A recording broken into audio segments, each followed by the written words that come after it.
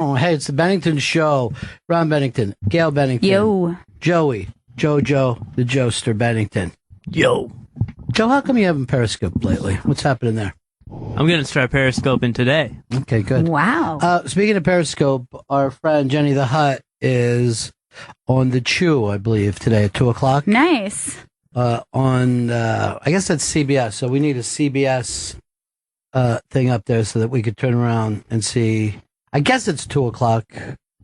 2 o'clock? 2 o'clock West Coast time. I guess it's on what, 5 our time? Mm-hmm. I think that's how it works. I think that's it. Yeah. You've got it.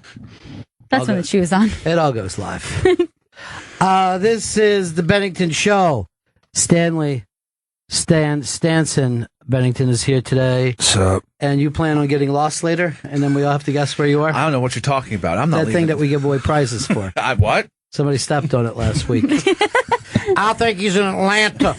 Great. I was down in Atlanta many, many years ago. Jeff Foxworthy was there with us. Okay, so you're the big winner then. Yeah. Now, let me tell you 2 stories about Atlanta most people don't know. It's a city divided. He could just, doesn't matter what topic you come up with, off he runs with it. Good guess, Vic. Now, we came into town about 3 o'clock in the morning, good and drunk. Another one starts that way? Yeah. Now, at the time, I was with my second cousin, Peabody, and Peabody was a different type of guy. They all have those kind of stories. They don't give a shit. It is the Bennington Show. This is a big Tuesday show, so we'll be doing twofers all day today. Everything in twos, in pairs. Yeah. Get ready. So, I think tomorrow we do rock blocks. Mm-hmm. Thirsty Thursdays is very big with us. Stanley's favorite. Beer thing. And then this weekend we're doing Bring 'Em Back Alive. And then next weekend it's Sticks and Stones, just bands. You'll hear Sticks, you'll hear the Stones. If you're the 9th caller, you'll be told you are the 9th caller. And that's exciting. Woohoo! You can put that up on your Facebook if you'd like to after the fact. Last night, I also want to say this before I get into any of the sad stuff. They made the comedy half hour thing for both Joe List and Sam Morril. That's October 24th. Very nice. So we should probably have a viewing party somewhere. Definitely. And Periscope, that viewing party. I love the idea of that. I'll get that on my Facebook and get it out to all my friends and followers. Mm-hmm. And Snapchat. I Snapchat a little bit. I'm not sure if I'm even on when I'm doing it, though. But I just like Snapchat. I'm actually doing it through my lighter. I think it works. I think there's a lot of people out there. I got a lot of followers, letting everyone know. I'll be doing it every day on the ones. Anytime there's a one up there, we'll Snapchat. What was the new app that was there on TV last night? It's not Tinder, it's Bumble. Bumble's the new hot Here's shit. how Bumble works. Same as Tinder. Okay. Only the woman gets to pick. Yeah. I like it. Initiates contact. The problem with men, I believe, is men just swipe yes for everyone. And just see what happens, ladies. Yeah, see, hey. And this is a chance for the woman to say, I pick you. I think is it Daisy Hawkins Day is what they used to call it in the old days, where the girl would get to pick who goes to the dance with her. So just one day, you have one day where it was the lady's choice? It was a southern thing down in Alabama. This had to be 1973. Skinner boys had just come into town. Kenny the Snake Stapler is from that neighborhood, so his grandma sold pies and did haircuts. Wow. Pies and Haircuts was the name of the place. It was goddamn fantastic. But it's not. It's Haiti Hawkins, Daisy Hawkins, Sadie Hawkins. Why are you looking shit up instead of having a conversation, dude? You could have sat here and conversed about it for a while. The important thing is it's called Sadie Hawkins Day. And then the girl gets to pick. Right. She gets the date. Yeah. Chris is the 9th caller who figured that out today. Congratulations. Chris has been working on a new phone number for us for the last 5 months. I get an update a day about a new phone number. Very exciting updates. And every time I see him, I'm like, I'm going to have 5 minutes of phone number talk, and then we can be people. I'm really pulling for you, Chris. He's been working hard and long on this. Oh yeah, he has been. This is his pet project. That's his baby. Well, we'll bring that up later when he gets lost. You know our number now for when you get. Yeah, there's because we're on a delay. The Sadie Hawkins things come in. They thought they were going to be lucky winners. They won't be. They will not be. Fred Armisen and Horatio Sands have a new Latino comedy studio that's going to be online. The beauty of that is Spanish people can now laugh, or Hispanics. It's channeled just for them. It's actually geared towards the youth Hispanics. Sure. So it's a little Spanglish in its nature. So it's not just like guys dressed up as babies, not the Telemundo kind of humor. But I love when people point out what gringos do. That's always a big thing for me. And the Trump humor alone. Yeah. Oh God, plenty of Trump humor. Did you see the little girl that was being asked about the Pope, and she had to be like fourth grade, and she turned it into an anti-Trump tirade. I did not see this. And you saw a little girl who probably had, this is when the Pope was in town, right? Mm-hmm. So she's like, the Pope is a wonderful man. And the guy, and he's all happy, and he goes, he's not like Donald Trump, who's trying to send everyone out of the country. He wants people to be here. He likes the immigrants. Donald Trump wants to take the immigrants. And I'm like, you've only heard a couple things, sweetie. Don't petrify yourself. Little kids, they just pick up things that must scare the shit out of them. This is a problem, and it needs to be addressed. Hey, John, what's up? Hey, Ron. Love you guys. Love Dick Kinley on there too, and just wanted to mention that your voice of him reminded me a lot of Jerry Clower, a Southern comedian. I don't know if you remember him from way back. I know Jerry Clower from the commercials. He used to sell his albums on commercials, and he used to be a big fat guy who would wear a lot of funny suits, and he would talk about his family all the time. Yeah, and I don't know whether it was ever funny, but his stuff would run on that day. They called it UHF, and it would be like, we had 18 people in our family, and he would name off these things. You throw a rock on the roof, and it looked like school let out. You know, that would be that kind of humor. The first time I ever saw my parents laugh hard was at a kind of Southern bit. I think my uncle had either brought an album or a tape over, and the bit was called What It Was Football, and it was Andy Griffith, right?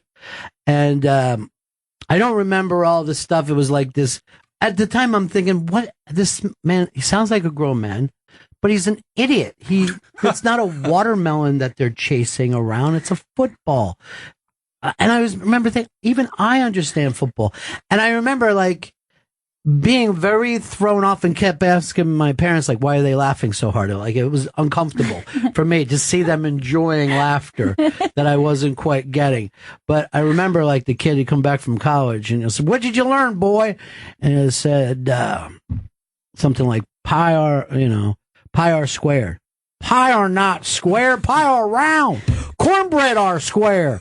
And, my family's just falling down laughing, and I'm just like, what the fuck is going on here? They never laughed like this. It was a very uncomfortable moment. To see them out of control, probably. Yeah, I didn't like to see them out of control and basically, in my opinion, laughing at a stupid person. Now, I went back years later and listened to the bit. It's fucking amazing. But at the time, I was not big on it. Well, I think that's always weird for kids when you see adults getting a joke or getting into something that you're like, I probably should know what this means. Right. So it's just like, I'm going to throw myself into this. But and all the adults were over, so it just buzz hour had started, right? So basically, kicking in first show on a Saturday night, everybody's in a great mood. Yeah, they were loosened up. Trying to forget about working in a factory all week and just fucking losing their shit at dumb hillbillies. And I wouldn't leave my dad, like, weeks later. I'm saying, so how does he not know what football is? What is wrong with this guy? And my dad's like, well, he's like a hillbilly. He's up in the hills. And I go, they don't play football up in the hills. That's crazy to me. It's very well known. The South loves football. I know this for a fact. Let's get down to what happened the other night. Hey, Miguel. Miguel. Hey guys, more on the Southern stuff in Sadie Hawkins. Growing up in Houston, Sadie Hawkins, the girl had to ask the guy out to the dance. The girl had to pay for everything, like a meal or anything like that, and they had to dress similarly. Like they both had to wear blue. If one of them was wearing like a long sleeve collared shirt, the girl had to wear a long sleeve collared shirt. It was crazy. I know, because Chris has already Googled it. But see, here's the thing. At the end of the night, if he wouldn't sleep with her, he had to go down on her. That was, or else why? I'm not leaving here. I'm not leaving he had here to put out until something happens, you know? Yeah, it was a requirement. At least finger blast, she would say. Is that so hard? What does that even do? Gary, what's up? Hey, Ron. No, I love that old Andy Griffith bit. My dad used to play it, and I would do the same thing. But they weren't chasing a watermelon; they were chasing a pumpkin around the field. Maybe that was me being a racist as a little kid, just going straight to racism. I swear, if somebody would ask me a million times, because watermelon makes more sense. Sure, that's closer. I might even said that. Why would they be chasing a pumpkin when the thing is watermelon shaped? You were fixing the bit. I guess. I was really thrown off by that, though. Just the enjoyment these adults had. They're out of control. Andy Griffith, by the way, was like this giant comedian who, when he got his own show, it gave all the jokes away. If you go back and watch that Mayberry show, that Andy Griffith show, everybody else would have the funny jokes. And he would be like straight man. He'd be the sober guy in the middle of this, like, no, Barney, we're not going to do that. You know what I mean? But at the time going into it, he was the guy. Yeah. He was the guy. I saw another movie that he did. It was about being in the Coast Guard. I'm going to get this wrong, I'm sure. But it was something called like Onion Head or something, because he had his head shaved for it. And I remember it just being fantastic. Like really smart kind of adult humor. You know what I mean? Yeah. Not dirty by adult, but just really sophisticated Southern humor. Right. He was a pretty brilliant dude. But that kind of gets forgotten about because, you know, he had Barney and Gomer and all that kind of shit hanging around him. I'm sure he made a fortune off that show. And then he had another show like years later that only the elderly watched. He was like a lawyer that only seemed to care about elderly people. I don't think I know that one. Don't worry, Chris will look it up for us. Matlock. Was that it? It was a Matlock. And then he also did what I honestly think is one of the greatest movies of all time, A Face in the Crowd. This is a movie that if it came out today, I think it would win the Oscar. So here's the basic premise of it. He is this, I don't even know if we have anything like it. It's like a hobo who tells stories and whatever, and plays the banjo. And he was like an alcoholic, and they put him on the radio, and he starts doing his shtick, and he gets really popular with these hillbillies. They move him to bigger markets and bigger markets, and he, you know, starts to sell out for the corporations and for the government. And he's just, all he cares about is, you know, bigger numbers and more money. And it's fucking brilliant. It's absolutely brilliant. And what year would this be? Like in the late 50s? Like, you know, it was a black and white movie. But if you watch it today, you'll sit there and think, oh yeah, that guy did that. That guy did that. You know what I mean? Like, you can honestly see that this would work in every generation. Somebody I think was thinking about remaking it. I'm thinking maybe like a Jim Carrey. But it is seriously one of my favorite movies of all time. And it's so uncomfortable, you know? What was it? Face in the Crowd? A Face in the Crowd. Because you follow this guy, so you kind of naturally, you know, dig him. But then he's such a prick. But like, it is one of those deals. Like, if you just go back and if anybody said Andy Griffith, you just know him from this one show. But it seems like he could have done literally anything and made it look easy. Whatever he did, he just nailed it. Ed, what's up, buddy? Hey, one of my favorite movies of his was No Time for Sergeant. Wow, that's another brilliant movie with him. Yeah, old black and white. It's hilarious, man. I fell off the chair laughing And, all the way through that movie. He did them right in a row, and then jumped into TV and basically owned it. It's very weird that the 1960s, right, had so much country flavored television at the time. Way more than you'd see now, Way more than at any other time. In the 60s were supposed to be somewhat sophisticated. Yeah. And kind of hip and smart. But if you go back, nothing was bigger than Beverly Hillbillies and Petticoat Junction. There was just Hee Haw started then. Yeah. There was just this really big country comedy thing. I wonder if that was because there also was still the love affair with the Western movie was still going on during that time as well. So I wonder if that kind of crossed over in the same. I think that people were. I think there was the funny thing about any of those shows is there's never any of the stuff that was in the news about Southern people. You know what I mean? You would never see them being mean to black people or anything. But if you looked at the news from that time, it was all about that kind of shit. But the TV that was on, they just owned it.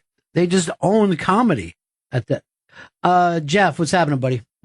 Hey, buddies. I just want to say that in addition to being a comedian and a dramatic actor, Andy Griffith also had a string of country and gospel albums, too. Yeah. And a good singer. And I remember being little, and my grandmother had a few of his records.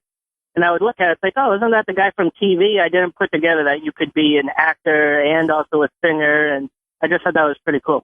Well, now it's like people used to just be entertainers, It wouldn't matter what they were doing. But now it's almost like we get mad if an actor puts out an album. Yeah. Less so if a rock star shows up in a movie. You know what I mean? Yeah, that's okay. Because I think that secretly we believe that's easy. Yeah, it probably is. You just go out and lie for an hour and a half.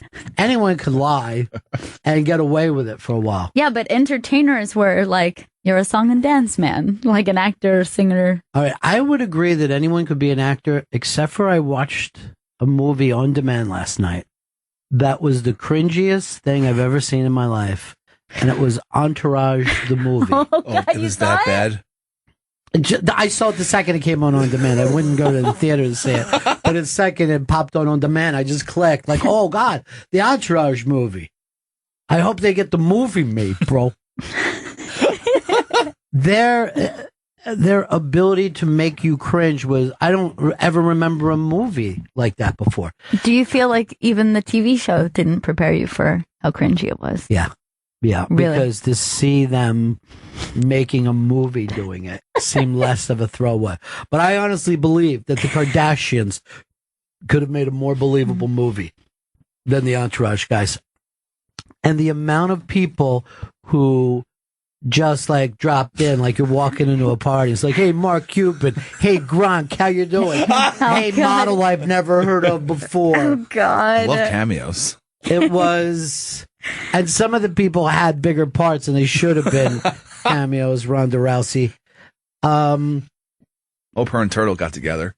Yeah, but because Turtle's a billionaire or something. From the tequila. Avion? Avion? Yeah. Now I have to see this. No, you have to see it. I'm going to watch it this weekend, I think. Oh, my God. I couldn't believe it. Little bro, we making the movie. The movie's back on. Oh, now, because we're speaking about the South, Billy Bob plays this Texan, and I Like Dead People is his... Haley? Strangely shaped son. And they do something that makes you, literally feel like, well, this is offensive to Texans. Wow. I mean, they play this thing as if it was Texas in 1954. Oh, God. I don't watch any of them movies, but I know I want some money back on what I put down. I'm going to send my boy out there. And he's sitting at this crazy thing with giant elephant tusks on either side of it. Like he killed this. And you're just like... I'm like, why? Has anyone ever been to Texas? They've never seen moving pictures there in Texas. The opening where, the title sequence where every producer gets its own big frame. Oh, God. It just goes on forever and ever. And I think I saw the name Doug Ellen like 19 times. It's just fucking unbelievable. It's actually worth seeing. Why is Billy Bob doing that? I guess it's I guess he just got a huge amount of money to do 2 days work. That's all I could come up with. I mean, who would turn it down if someone said, "Would you put on a giant fucking 10-gallon hat and act like all Texans are lunatics, and I'll give you a bunch of money"? I'd be like, "Yeah, Sign me up. I guess so. Sure. I'll just take the money." Cool elephant tusks on set. Just one day shoot, right? Yeah. So my character's a big game hunter. Am I supposed to incorporate that? See, down here we have handguns, and it was just crazy. It was fucking insane. What's my backstory? What's my motivation with this that Texan money we're handing you? You know how people would say like Entourage was guys' Sex in the City? Yes. If you see this movie, you know that they were even being easy on us by saying that. It's worse. Yeah. I don't know. I did see one of those Sex in the City movies, and I wanted to jump Which out of my one? own skin. The one where they went to Saudi Arabia or some shit? I'm not really sure. I think it might have been the second one. Yeah, that's the great one. And actually, it was so awkward because at the time I was dating somebody, and we went to go visit all his friends. Yeah. I was friends with his friends. It was a bunch of guys and their girlfriends. Yeah. And they were all set up, and they had a bunch of beers in the kitchen. And then the girls were like, "So I have something planned for us. The guys are going to be in here playing cards and drinking beer, and us ladies are going to be drinking wine and watching the new." And I was like, do I have to go with you guys? Can I play cards and drink beer? Please? No, wine. It was horrible. It was so bad. And they all, they had all watched the show. I never watched that show, so it didn't mean anything to me. And I just wanted to jump out of my own skin. I forget. I had a friend, and I can't remember which friend it was, but when they showed the last Sex in the City, he was on TV with his buddies because they all had a Sex in the City viewing party every week. And they were like, "Hey, it's all for," this was like an NEW fan who became a buddy. And I can't remember which one it was. And I remember just looking at the TV going, "How's this news? How is this on my news right now?" A dude I know fucking cutting up cheese cubes so him and his buddies can watch Sex in the City. No, are you guys, what are you, a Carrie or? Yeah. I think I'm the gay one. I don't know. Which one's that? I don't know. There's a gay one, but she's not gay on the show. Oh, is that right? That's fucking great. Well, I guess it worked for her. Matt Damon's wrong. I know. See, I won't be able to watch that now. Going, oh, she's disgusting. And that guy. I actually didn't know she was gay, but I was at a play once, and I saw her in the audience, and I was like, "Oh, yeah, that's the chick from Sex and the City." I don't watch the show, but and then I saw her put her arm around her chick and give her, and I was like, "Okay." Did everybody in the audience be like, "Mumbo, mumbo, mumbo"? Very interesting. This is unseemly. Public display, right? PDA. TMI with the PDA, am I right? Keep it down there. Nobody ever minds seeing two chicks make out in public. That always works. I don't even get that thing of getting together with people to watch a show. I mean, I get a sporting event. I can understand. No, but if you're watching a show, then somebody's talking during the show. I hate it. I did it for Lost, and I'd watch Lost, by myself the entire time. I was like, okay, I guess other people like it. I watched it with a couple other people, and there was a girl there that had no idea what was going on, and I didn't know what. That's why I give up on Super Bowl parties, because there's always some girl who thinks she's being interesting by saying, like, "What are the blue helmets for? Does everybody have to wear those hats? Why are you here?" You're just like, dude, you don't watch it. Why would you bring this up now? Just enjoy your snacks. Like being at The Godfather and hearing someone go, "Are they all Italian?" There's no white friends that they could be with. What about that fair-skinned one? He's supposed to be Italian? He seems more like a Jew. Yeah, I never got the viewing party. I went to a Mad Men viewing party. It wasn't like a final, and I was very upset. I went home and watched it again because I felt like I wasn't able to take in the episode. And then do you ever do this? Like if someone starts to talk to you during a show and you hit pause and just look at them, they feel like you're insulting them. No. And then I'll just rewind it and hear the part I missed that you were talking about how you would never do the thing that they did. Get the hint? But I would have missed it.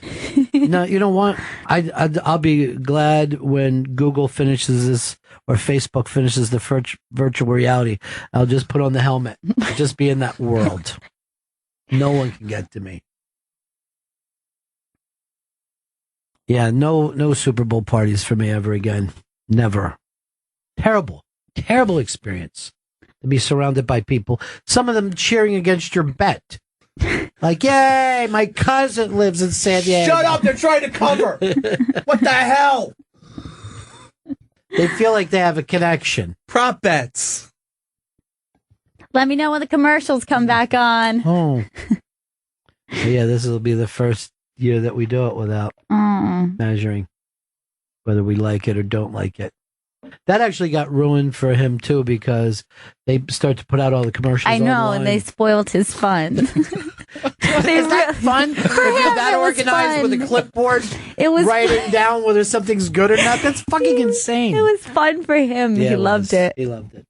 All right, there's a Amy Schumer pick up on one of the things, one of the magazines, I guess, to promote her new season, where she's wearing a suit, white shirt, tie, smoking a cigar, and drinking scotch. And the question kind of is, why does that work? Where if it was a guy in a dress, Speak for yourself. That sounds pretty good to me. But a woman can easily put on the suit and be very sexy. Yeah, incredibly sexy. It's a very hot look. It's one of the best pictures of her I've ever seen.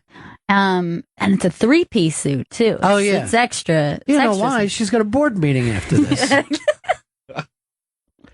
Look how many people are coming through in this entourage. It's unbelievable how long that went on. Is this another one of the tours? No, that's more like a parade. That's how you go broke. That's literally how you go broke. There was at least a baker's dozen of people there, and I missed the beginning of it. Yeah, and only one guy bringing in a check. And then paying everyone else. Yeah. You know, there's that new TV show out about a guy who gets a basketball thing and his whole family are like hanger-ons. And it was on last year and I never caught an episode. Might be Ballers or something like that. Ballers is football. That was on HBO. That's not what I'm talking about. This is a basketball guy and I have no idea what this show is. When it came on, I thought I would love it. But you could miss things. But he had a big entourage. Is that was about? Yeah, it was his family. Like the worst thing that can happen to you is that you hit your fortune when you're 21, where you're still connected to all the guys in the neighborhood. Yep. Your family is. You know, when you're 40 and you make your fortune, you can say to your parents, "I'm going to put you on allowance and keep you very comfortable." Right. But when you're 21, you buy your mom a giant house far away from her friends. You know what I mean? And make I'm lonely out here. Make everybody feel awkward. You start a fucking sign company with your brother. You know what I mean? You just ruin everything. But I can't think of the name of that show, nor do I know it. Last night I saw the two news shows, Grandfathered. Yes, I watched the first episode of that on the airplane when I was on my way out to Mexico. What did you think? It was a show. It was a show where a guy who doesn't know that he's even a father finds out that he's a grandfather. He's been grandfathered. You just got grandfathered. And then the something or the Grimer, the Gripper, it's another Rob Lowe show. And as always, he's fantastic. Rob Lowe doesn't do anything that he's not unbelievably funny at. Yeah, he's great timing, that Rob Lowe. And yet, no one ever thought back in the 80s when he was a movie star, hey, that's a funny dude. And all the TV he does now, he goes in like mass different directions. The shit that he did on Californication is some of the funniest stuff I've ever seen on TV. And at the same time, he was doing Parks and Rec, incredibly funny in a completely different way. Yeah, he was very funny on that show. Yeah, he's hysterical. So he's got another one. I think it's the Grimer, the Gripper, the Grinder, the Grinder, the Grinder. Yeah, because he grinds out the legal things. Oh, I thought it was about the app. Just grinding on people all week. So I don't know what happens, but they still put out network shows in the autumn like this was, 1978. You know what I mean? Like it's still new TV time, even though people don't watch TV that way anymore. I ended up watching some show called Scream Queens that I had no idea what the hell it was about. That was a show that they pushed. It's Scream. It's the TV show Scream, right? No, it's something called Scream Queens, and it's about like a sorority and a sorority, and they're all getting murdered. And sorority. Sorority. Yeah. Does that remind you of the movie Scream? I think it's based on Scream, and they put different stars in it every week. But I thought just Scream was its own show. Like I thought there's a show right now that's just called Scream. Then they need to fucking sue Scream Queens because it's the same bit. Yeah, they're all getting killed slowly, one at a time. Yeah, that's Scream. And there's a masked guy killing them. Wait, maybe it is the same show. Come on, that's too similar. Go look it up. Look it up. Yeah, he loves looking stuff up. No, Scream the TV series is on TV. This is Scream Queens on Fox. Well, from what I understand, the ratings didn't do well for Scream Queens. They had my one rating, and it's not coming back, though. I'm glad to see that you're on it. Oh, that's Eric Roberts' daughter, isn't it? I know her from the American Horror Story.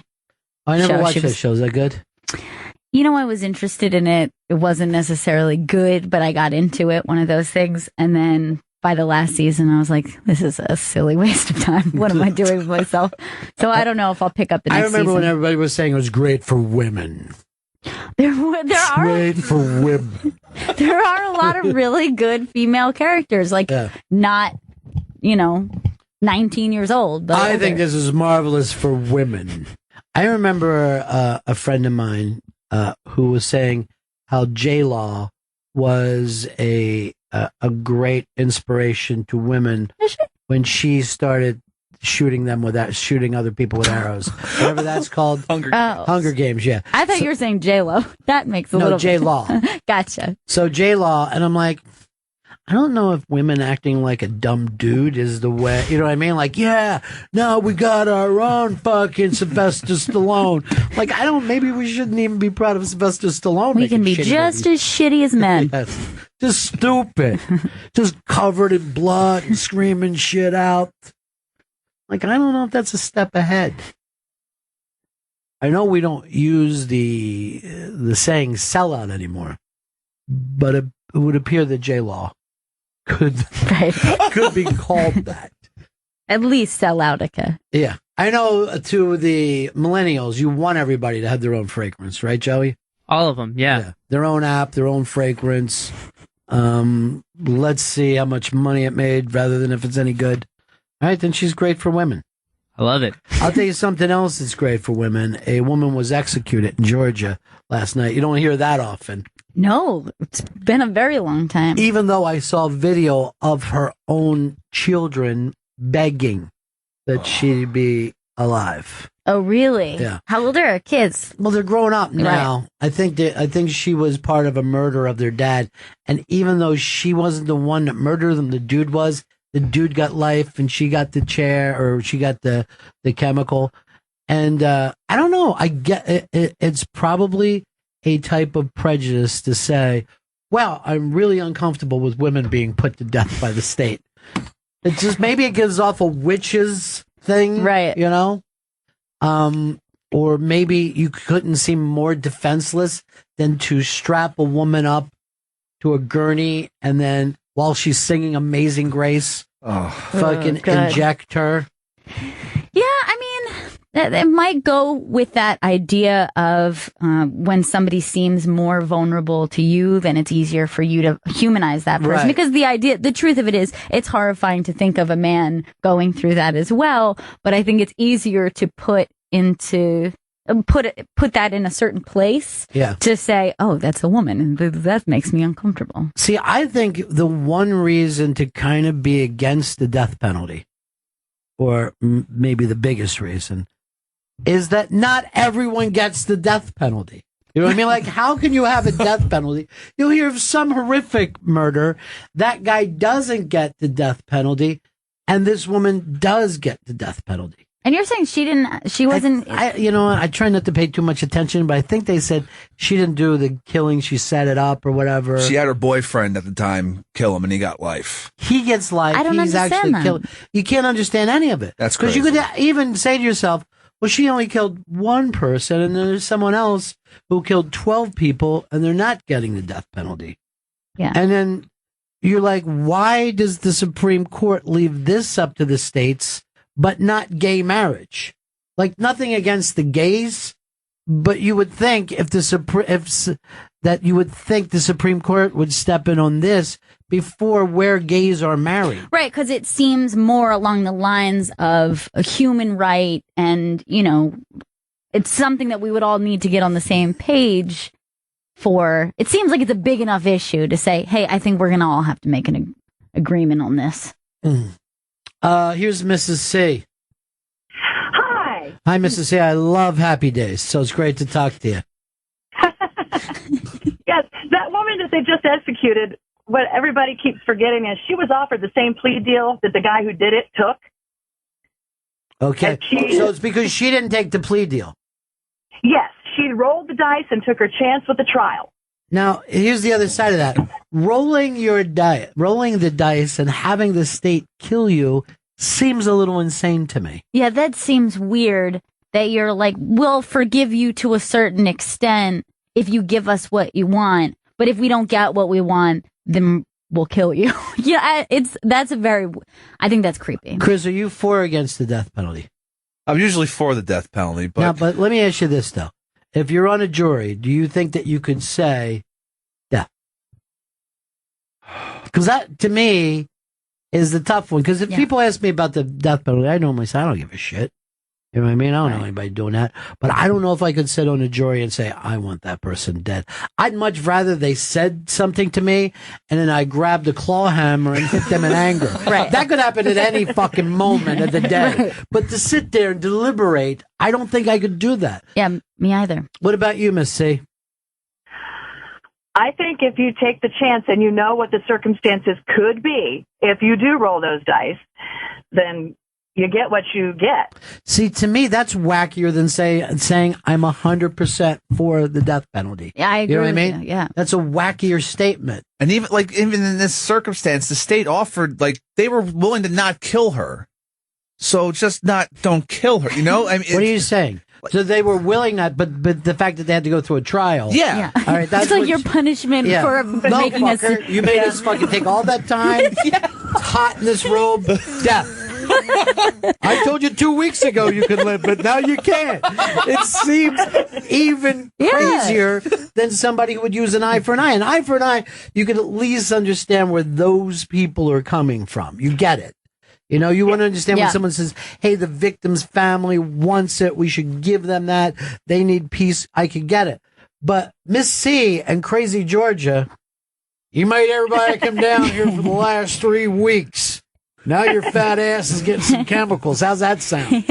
Don't fucking say anything else. You pissed me off. I'll kill you again. I'll kill your whole family. They didn't even do anything. It just seems like Georgia looks a little nuts right now. It's been 70 years since they killed a woman. And even 70 years ago, it seems kind of fucked up. I lived down in Florida during the 80s, and that thing used to go up constantly. I was actually invited to one. I went and saw the electric chair used, and I said, no, thanks. I don't want to fucking watch somebody in an electric chair. And the woman who was doing the news for us took the ticket She went. Me and Ronnie both turned it down. She took the ticket, and she was, like a news person. She came back like, I'm anti. I thought I was pro death penalty. I'm anti death penalty. Yeah. She's that's snuff, man, in real life. Well, That's I mean, that was front of your they. face. They had a name. They used to call it Old Sparky. Yep. They had a funny name for the chair. And love to make jokes. Yeah. Like, ugh, hit an old Sparky. And then And the theme song for those was always Shaka Khan, Shaka Khan. Why it's so nutty. It's so nutty. But I remember too, like you would hear stuff like, well, there was a problem last night with old Sparky. The person's hair caught on fire or an eyeball blew out or something. Didn't quite take. Yeah, and they were like, maybe we ought to get a new Sparky. This Sparky's getting pretty old. No, we love old Sparky. That's tradition. Yeah, that's how people felt. And everybody would get real fired up for it. Like, people would go and sit in the parking lot, and you would, like, watch it on TV, and, like, a guy would have his family there in the back of the truck, and their barbecue and stuff, and they would, like, have stuff of, like, a G.I. Joe in a chair, and they were like, you see this? This is what happened. Everybody was They're going tailgating? Yeah, Yes. and then there would people be on the other side with candles, like, we shall, and you're just like, I feel fucking crazy right now. Like, I can't imagine being out there with the candle saying don't kill anyone, but I also can't imagine, like, being thrilled. Bloodlust. Yeah. Fucking real life bloodlust. I was on the air one day when they wanted to, it might have been Ted Bundy, I'm not sure, but it might have been the famous Ted Bundy when he was going down. And so we came in and we did this show. We used to do 6 to 10. And by 6 o'clock in the morning, our phones were just but everybody was up early for this. They were calling, where'd you burn us all? Just going crazy. There was like this almost like biblical bloodlust. Everybody was so happy about it. And guys on different radio shows had made up fucking parody songs, that Electric Avenue and shit. And we're just like, what? And like the second that the guy was dead, like, the phones just stopped. Like, everybody just went, oh, that was weird. You know what I mean? Yeah, of course. It was like, that must be the feeling of once everyone comes at the orgy. Just like, put my pants on and get out of here. This is actually really uncomfortable, and I'm not proud of any of this. Mark in Texas. Yeah, I was just going to comment on the other side of that coin. You guys were saying that it's really screwed up that they would come back and say, hey, we're going to try you, but if you're guilty, you're dead. When just, earlier they said you could live. Well, she knew she did that. So she was saying, okay, well, I'm just going to go to the trial, I guess, and if I get away scot-free, no penalty. The other side of that coin is, hey, if we find you guilty, then you pay the ultimate price. I understand what you're saying in a negotiation, but at no point does justice come into that. It is not a matter of justice. It's more a matter of negotiation. And I get it with everything else. And it doesn't mean that, it means that they care less so about justice than that. Right. Like, if you think about, if they cared about justice, why would they not apply those emotions to the guy who gets to live life in prison? Right. No matter what, we are going for this. We're not, because it's so important. If you take a life, it costs a life. We're not giving in for anything. They wouldn't even offer that. Yeah. I see where you're coming from, but I'm against the death penalty anyway. Mm-hmm. So, that might be strange from a guy from Texas. But. Well, yeah, Texas is, I mean, I think it was going back and forth, just like with, college football in those days, between Texas and Florida. And then I think Texas just ran away with it. You know what I mean? Texas just found another gear.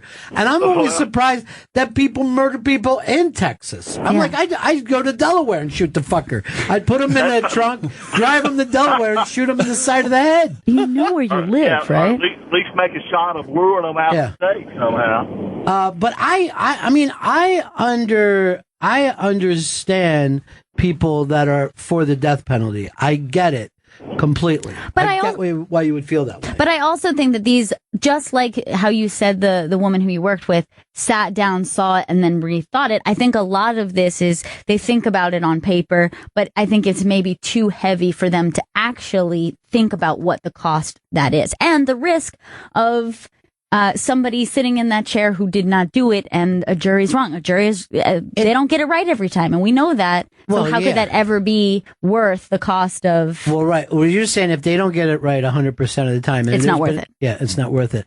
But I also think whether you're for the death penalty or against the death penalty, it belongs on fucking TV.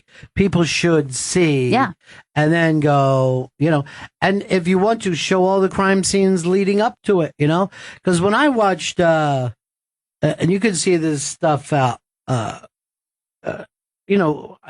is it? Dateline does a horrible crime a week. It was horrible. And you can get that there's fucking people where you're just screaming at the TV, why don't you just fucking divorce her, bitch? Yeah. What's the big deal? So there's like psycho crazy people I could get that you're so furious with that you'd want to kill. But the whole thing should probably be on TV. Well, when I had jury duty, and one of the possible juries that they took me into when they were talking to everyone, the judge said straight out, this is a murder trial, and this is about a cop, someone who killed a cop. Mm-hmm. And he just said, there was maybe 100 of us in the room. Right. And he said, I'm not going to take the time to go through each of you. It's going to waste my time. So just right now, if you cannot say that you can, take on something like that because of the way you feel about it, walk out now. And I would say there was about 92 of us who got up and walked out of the room. But what everybody just kept doing was looking over like, who are these sick fucks who stayed? And then we're all talking in the hallway like, they're guilty no matter what. Because that's what they want to see. They're crazy. Yeah. And we were more judging the people who said that they could uphold the law. And we were all like, sick. Why would anybody want to sit for jury duty when you didn't have to? That was your out. Yeah. Yeah, it was weird. And then the room that we had to go to afterwards, and this goes to show you, it just depends on the judge. The room that we went to afterwards was a rape trial. And right away, a woman raised her hand, and she was like, I don't think that I could sit on this jury because I was the victim of a crime. And I don't think that I could do that. And she's like, sit down. That's not how this works. You can give this man the respect of giving him a fair trial. Everyone stays. And we're like, we were just let out of the murder trial. Please, can we go? We thought we could just say, rather not for everybody. So just because you got off the murder trial didn't mean you were going to be off every trial. Exactly. Oh, wow. So I was on the list for that one. You know what? I might have to stay on a murder trial, though. I might be like, I got to hear this. I got to see how it works. I actually had that thought. I was like, I wonder if I'll regret that. It could have been interesting. It seemed like easy enough to get on the jury. Yeah. When I did that month long, and by the way, I just got a thing from them yesterday. Oh, no. And I don't know. I don't think it was that many years ago I was on there. I got to write back to them that I think I get 8 years off or something. Yeah, I think you're supposed to get 8. But I was on the jury when the whole jury started crying. Like everybody in the jury room, oh my God, we showed a tape, and everybody started fucking crying. Well, you had to do that grand jury thing, yeah, where you're just getting hit with thing after thing. Awful. Hey, that doesn't seem so bad. Everyone's still like awful, still fucking pissed. I don't care if this guy had 2 joints on him. They would just fucking start laying into people. Because at that point, it's like you're just saying someone else can deal with this. Someone else can. Well, yeah. When I saw like the child rape stuff, we had to watch it for 15 seconds and everybody just started fucking sobbing. Oh I can't imagine if you're in there for months. I'd be fucking screaming and trying to open windows and jumping. I can't take it anymore. The nightmares. Let's go over here to Matt. Hey, what's up, Matt? Hey, how's it going? Yeah.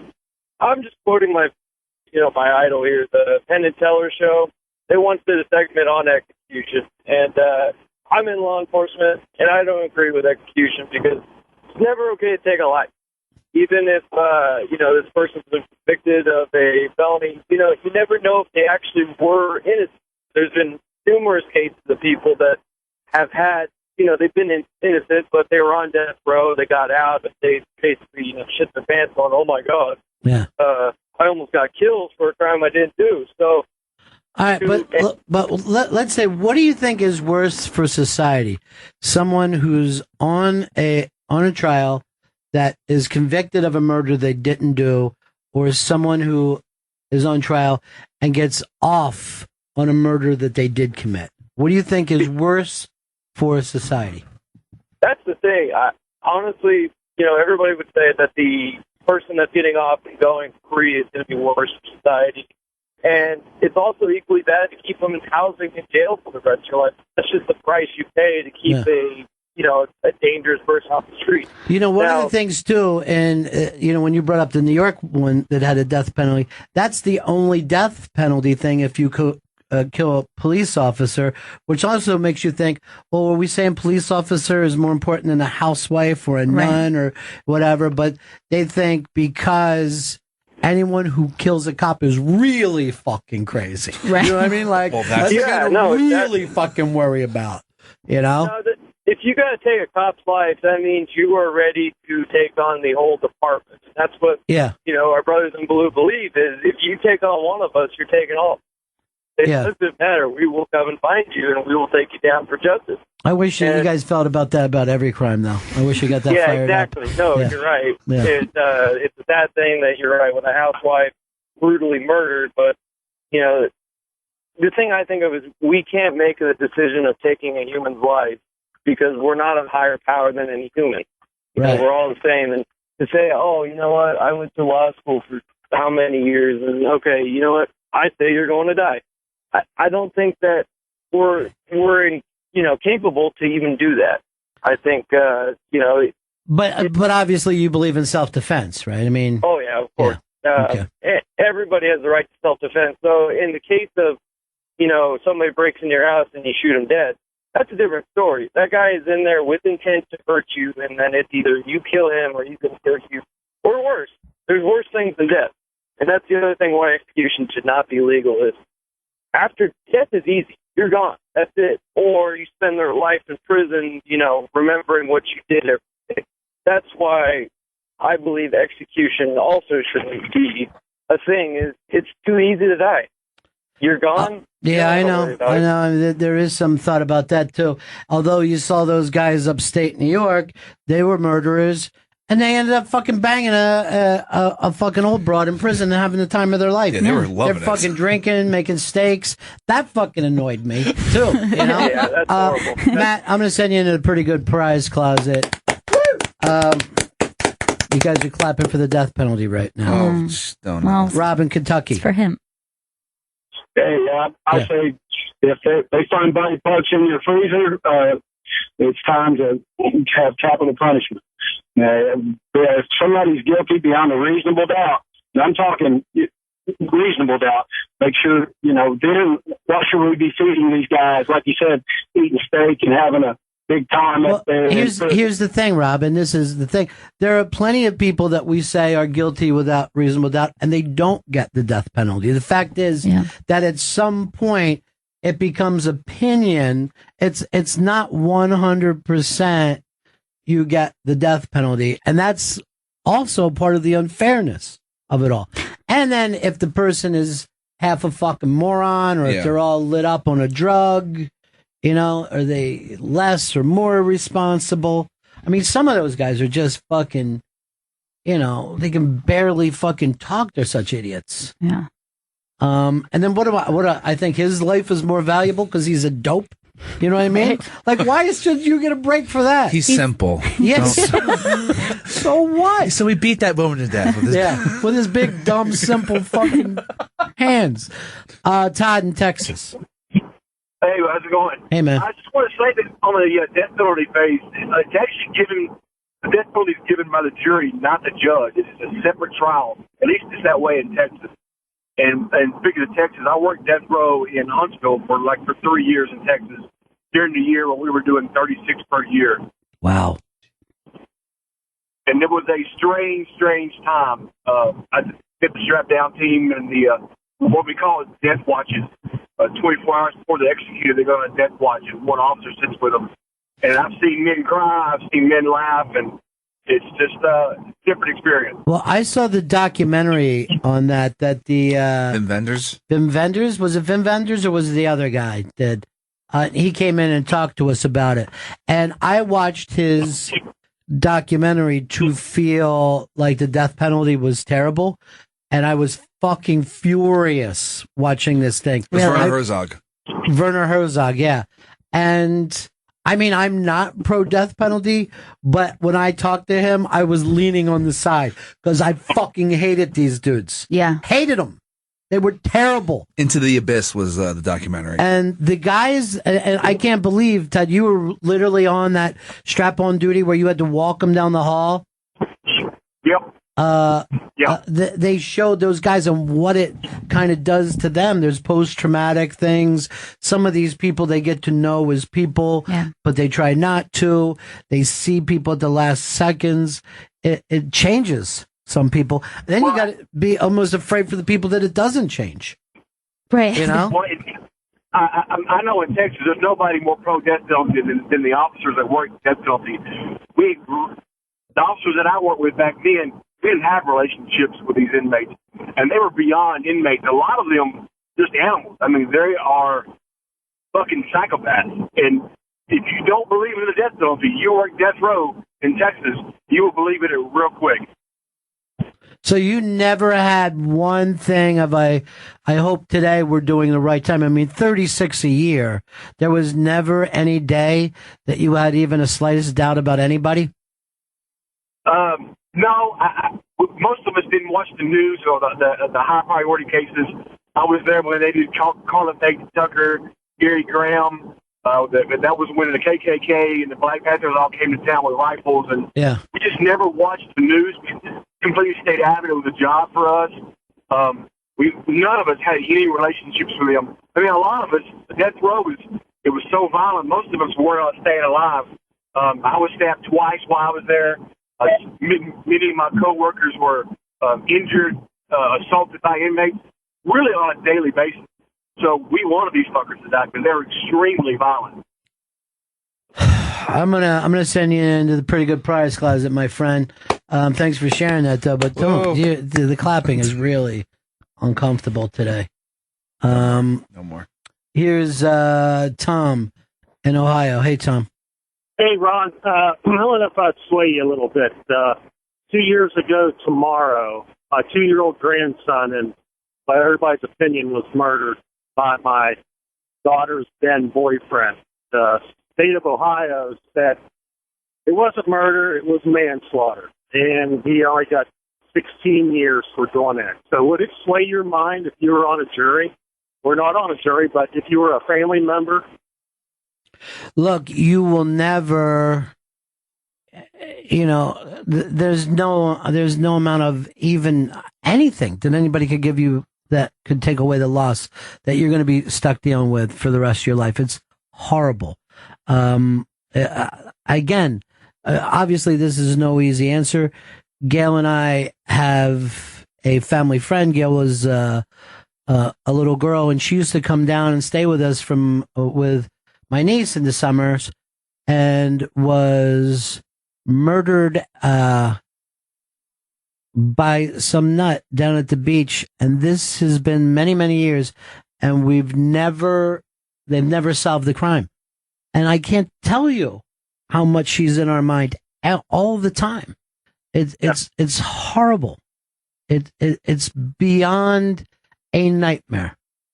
Yes, it is. Excuse me. Yes, it is. It's just, besides, it tears the family apart, number one. Sure. And one of the hardest things about the whole thing was when it went down was that we were told it was an accident. Well, the police investigated it. The person who did it was staying at my house after the fact because he was living with my daughter. The day after the funeral, he was arrested for it. And it was just like, you're kidding me. He sat there, he lied to your face for a whole week, and then you never got to see him again until the trial, which there was no trial. He took a plea agreement. And the state said if he goes to trial, he could get less time because they could not prove that he woke up that morning wanting to murder a 2-year-old boy. Unbelievable. Yes. Unbelievable. Obviously, Tom, so sorry for your loss. It's just horrific. Thank you for calling us, though, and sharing it. I mean, there literally is no easy answers, and the people that tell you one way or the other.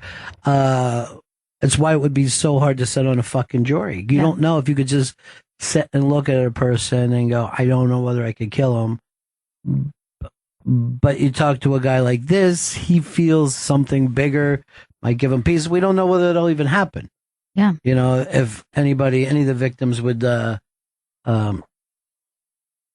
get any peace out of it. Here's Eric in Colorado. Eric. Hey, buddy.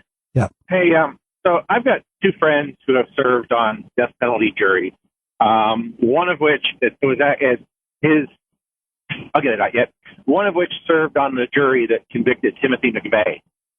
Yeah. And his comment was, while he supported the death penalty both before and after, it completely changed his view of the world. Just making that decision. And the other one, she sat on the death penalty that actually was the guy his sentence was commuted to life here a couple of years ago. And she was pro-death penalty at the time. She's opposed to it now, but at the same time, she looks at it that if somebody is given the death penalty, it irritates her more if the state comes back or the courts come back and overturn it and commute the sentence. You know, commute somebody to life in prison. Because it's like her feeling on it was, you know, you've basically taken away the importance of the jury system. You know, but at the same time, you know, and it was actually that case that changed her opinion from being pro-death penalty to opposed to it, but she still supports her decision at the time. If that makes sense. No, I understand that's how complicated the whole thing is. Yeah. I know another person, I said that one thing that made me hate those guys so much, that documentary that Vin Vendors did, then another person saw it and made them completely anti-death penalty. And Vendors is completely anti-death penalty, but he made this thing to show you all the fucking horrificness that went into it and still be, anti the death penalty. Anyway, any way that you look at it, if you're a taxpayer, you were somewhat involved in that death last night. That's the weird thing about it. And only because it happens now, then we won't think about it, Yeah. It seems big at the time and then you won't think about it again. I know a lot of times social media will blow up exactly when it's happening and everyone starts to write out on both sides. Very, very strange. But then it's, for the same reason that you think that maybe it should be a more public experience. If we're all going to have a hand in it, and this is how we're going to do it, the more we know about it, the better. But you look in Colorado, that guy who ran into the movie theater and didn't shoot the place up, he didn't get the death penalty. I know, yeah. No. If not him, who do you fucking give it to? Yeah. It's this really woman weird. Who didn't actually even physically touch somebody? It's strange. I actually, and I have obviously complex feelings about the death penalty. And when I heard that, I was like, well, that's nuts. Then why is there a death penalty if this dude doesn't get it? So what did they think? He's half an idiot? Was that the thing on him? Yeah, that he got off on, being crazy. Did they send him to Arkham? Not that I know of. Because he looked like the fucking Joker. It's criminally you insane. see how easy people fucking break out of Arkham. I don't know what to do. I like to get a new thing. It's way better than Arkham. I think that maybe we could replace capital punishment with corporal punishment. Just a good spanking. How about spank till death? Spank them until they're dead. You dead yet? My arm's tied. Death by spanking. No weirder than shooting them up with chemicals. Nope. Dropping a pellet. Someone who came up with this chemical cocktail, it's like, yep, this is the best way to kill someone. These chemicals I got a feeling I wouldn't even die from that. You better do something. You better just shoot me in the head. If I could have died from chemicals, I think I would have by now. Your Honor, if I could just bring up one thing.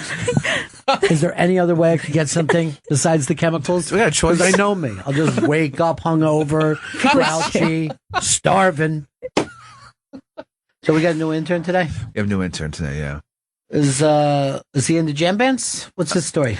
That's Dan. Dan's his name. Okay. But he's not into jam bands. And that's So what I know. you've of. already named him Dan. That's interesting. All right. To start off. Normally we always get a nickname for people. Maybe he'll get one. All right, there he is. Well, I think Dan works for him. Dan, let's see. He's a good-looking young man. Handsome kid. Yeah. Suddenly Joe's not the cutest person in the other room. Even though, if we were to believe Joe, he gets a lot of women. A lot of women. I mean, I'd do okay. You recently were just with a drifter. Yeah, she's back in Denver as of last What night. can you tell us about the new intern? What's their hopes and dreams? Where they hope to go with it? You're finding out now, Joe? Yeah, finding out. Just met Why him would about. you find out? You're supposed to mentor this young man. We talked about it before the show. So what is it? He wants to be a producer. He wants to learn all of radio, but he wants to narrow it down to more behind the scenes work. Then I won't speak to him on the air. I get that. But I could be wrong. He could be lying to me. No. I like where he's coming from with that. All right. What was I saying that we should have? There's a couple things I want the producers to do this time. I think we've got a hell of a class this year. Yeah, it's Hell of a strong. class. Yeah. Matter of fact, one of these guys might be playing on our Central Park softball team. Playing autumn ball. We're playing autumn ball. Nice. Yeah. It's kegger stuff. You know, you got to drink from the keg. Keg stands for every double. That's possible. That is possible. Nick, what's up, buddy? Hey, buddies. I'm so sick of the law and rules being an argument. It's like everything you guys are talking about could so easily by somebody just use the logic of the rule to discount what you're saying. But it's like, at that point, it's fucking sophistry. It's like, you don't feel me? Like, we can't, as people, as humans, use our better judgment and say this person, like you said, the theater shooter deserves to die. Whatever the law says, I know the law is the law, but at some point, aren't we allowed to use our brains and feelings and emotions beyond that? Like, Nick, you're looking for lynching. You want to lynch him? No. Old style lynch not mob. even. But it's like, if you go to the same liquor store every day and buy liquor from the same cashier, Oh, yeah. Yeah, by law, he's got to ID you every day. But at a certain point, it's like, motherfucker, like, we're beyond That's not, no, it's just not true. My liquor store guy hasn't ID'd me in years. Well, you never looked too young. You look like a guy who's been in a liquor store for many years. Yeah, I mean, but, you know. Like my pops would strike down all this stuff. He's so logical. It's like, nope, they wasted their time by taking it to trial. She did not succeed. So she dies. It's like, is it that simple, really? Like, can't we talk about it? No, rules are rules. Yeah, rules are rules. Can't break them. She rolled the dice. That's what started this. That woman said she rolled the dice, and I was saying, do we really want that? So really, gambling the rules deserves have to death. have weight. Like, I get that you have to respect the rules and the laws, but it doesn't mean that we need to turn everything else off. Like, we can't fucking talk about it and change it or we're talking about it. circumstances. Yeah. All I'm right, thanks, glad you Nick. are. Talk to you later. I mean, Nick lives in a state where Charlie Manson's alive. I'd bring that up every time. Charlie Manson is still alive, Your Honor. Now you're pissed at me. Tony in California. My brother-in-law was murdered a few years ago. The guy called. They knew each other. The guy called my brother-in-law over to the house, had planned it all out, took him out in the woods and shot him in the back of the head. And this was up in Washington State, and the guy wasn't even looking at life as a maximum on this. He ended up taking a plea and got 30 years where, within good behavior, he could get out before he's 50, which, from my perspective, having lost a family member is fucking bullshit. Right. And that's all just because it took place in Washington State. Yeah, I guess they got pretty lax laws up here. I mean, here in California, we've got pretty strict laws relating to the use of guns in a crime. So he would have been looking at life here without a doubt. But even if we're not going to have a death penalty, we got to have an ultimate punishment where there's life without parole. If you kill somebody, you're going to go rot in a cage, and you're never getting out, and you're never going to have any hope of getting out. We're not even going to think about it. I mean, there has to be some way that you pay an ultimate penalty if you take a life. And I don't trust the government more than anybody else to decide who lives or who dies. But in my situation, we had a case where there was absolutely no question about who did what to who, and that motherfucker should be in jail for the rest of his life. Yeah, the fact is, the fact that Tony had this happen to a family member really changes any perspective. It's why we don't leave it up to family members. You know what I mean? Like, because you're fucking furious. You're fucking redlining. Like I said, you'll never get past some of these memories. It doesn't just affect the person that it happened to. That is just, throwing the brick into the middle of the lake, and then those ripples go out for a long, long time and fuck with a lot of people. Very, very, very odd, very complicated. Here's Benjamin in Alabama. Hey guys, yeah, man, that Tony in California, I can't really disagree with what he's saying. I've never had anything like that happen to me and my family, but that's if it's that close to home, it's hard to argue against this. But anyways, I wanted to talk to you guys about. I read a study. I can't remember what university came out with it, but they were saying the guillotine is probably the most humane way to kill people.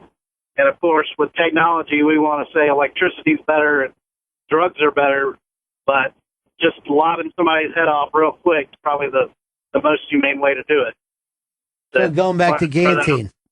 Yeah, just go. I mean, we're so full of ourselves with technology. Just an old-fashioned blade, right? Chopping the head off. I remember, though, reading when I was a little kid, and I don't know how much truth, but that the head looked up and the eyes were moving around. Yeah. And that fucking haunted me. Let's last like 30 seconds or something afterwards, because you still have a little air left in the old brain. Oh. And then hearing that people were playing soccer with the head and stuff, that really freaked me out when I was a kid. Well, yeah, I mean, I don't want to say Muslims. There got to be a better word to use. They do shit like that. They get excited during the execution times. I thought it was the French. Here's, we haven't talked to him in a long time. Here's our buddy John in Mass. Hey, John. buddies, loving the new show. Thanks, bro. I was arrested when I was like 16 for something I didn't do, and I was actually falsely ID'd.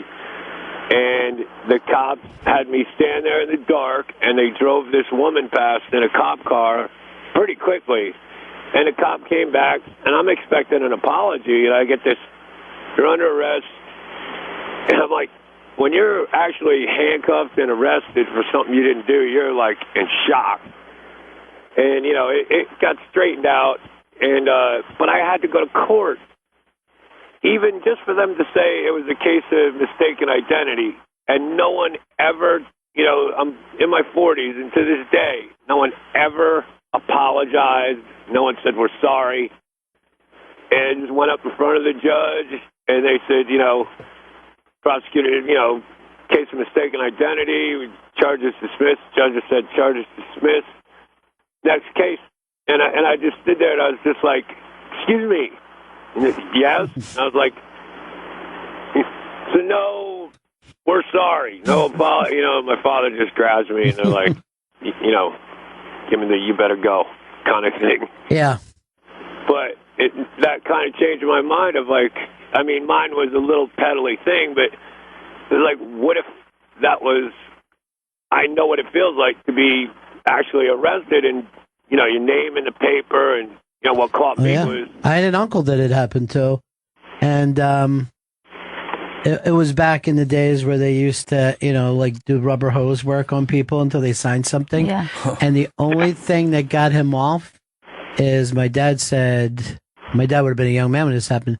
He goes, if he signed it, he didn't know what he was reading because he can't read. It was back when no one even knew what dyslexia was. Oh, wow. And, but the whole thing was just... They beat it out of him. Yeah, and what he kinda cops said- did in those days, Yeah. you know? It was, before they had CSI type shit, if you just, Ed Byrne has a show about 1960s cops. It's fucking really great. New York cops. And basically, when something came up, they literally went to the usual suspects, punched everybody into a kidney until somebody gave up a name and said, I heard something. And that was police work. Right. That was literally police Assault. work. He's Yeah. so tough. He's a good police officer. Yeah.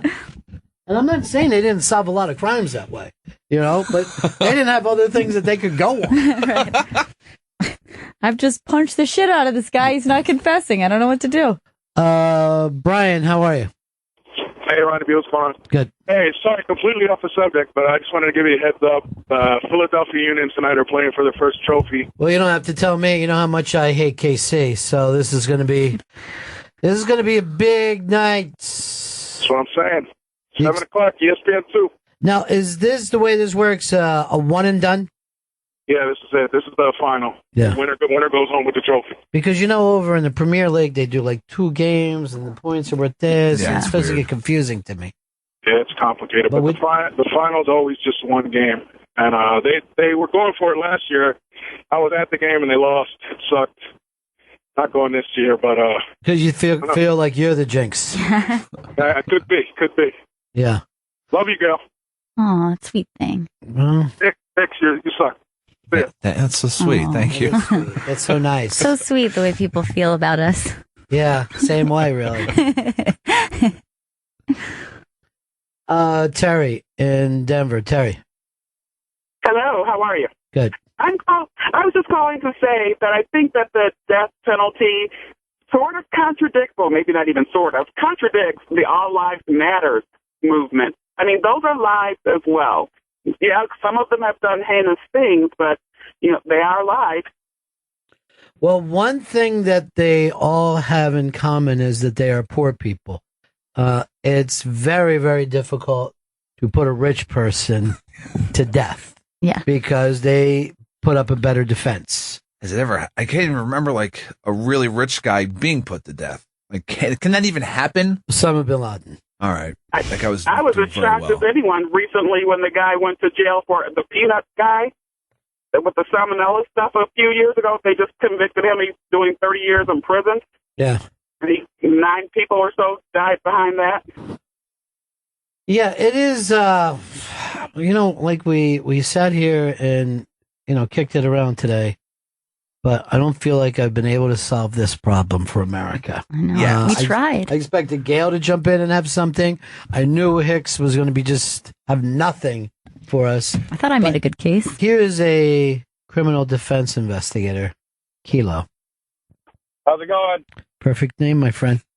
Hey, ex-narc cop, so, you pick a few things up out there on the street. Sure. I went over to the other side several years ago. I used to be the guy that would go out and do the 6-pack photos or the drive-by with the defendant.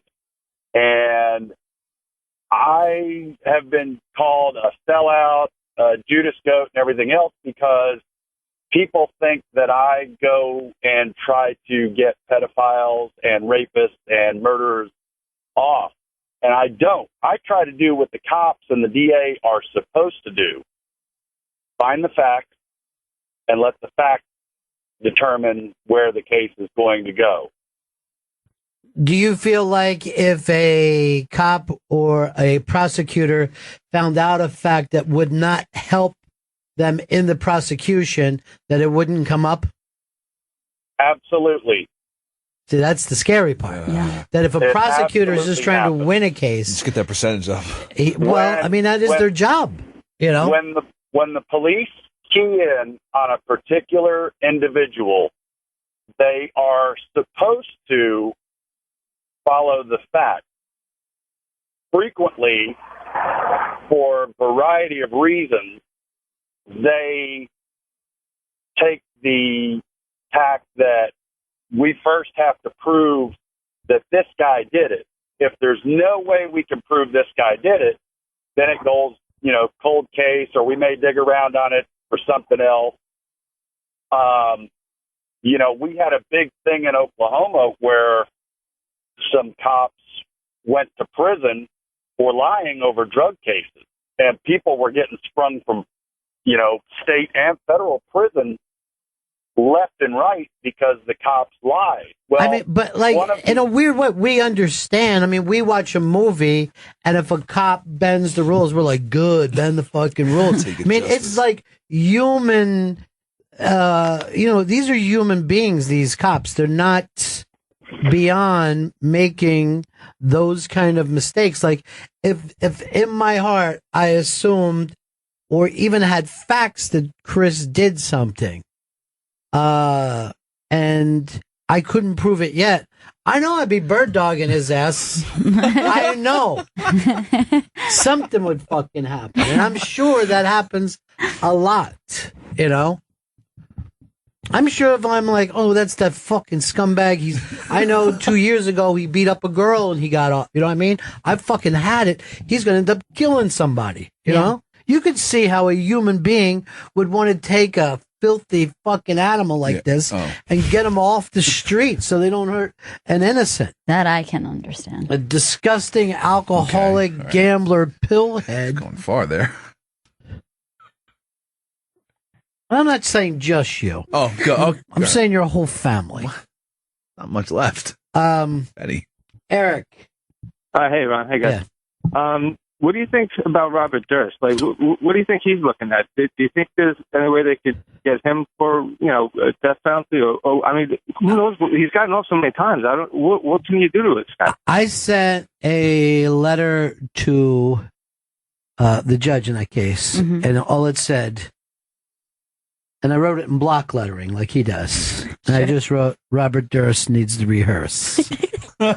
Robert Durst is a perfect fucking example because he hired the two best lawyers in Texas. And if you go back and watch this, those guys were unfucking believable. It was crazy. And the guys that were the prosecutors, I don't know, they made $40,000 a year. And probably never had to do a case like this in their life. Never dealt with a case where these defense attorneys who are doing this, you could save for money, but a lot of those defense attorneys have studied law for so long that they shoot holes in the idea of law. They know that they're dealing with something that's pretty shitty.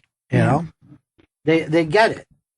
Well, you heard him when they had the phone calls, like, so I'm paying one guy $1 million and the other guy another $1 million, and hopefully this gets me off. And it did.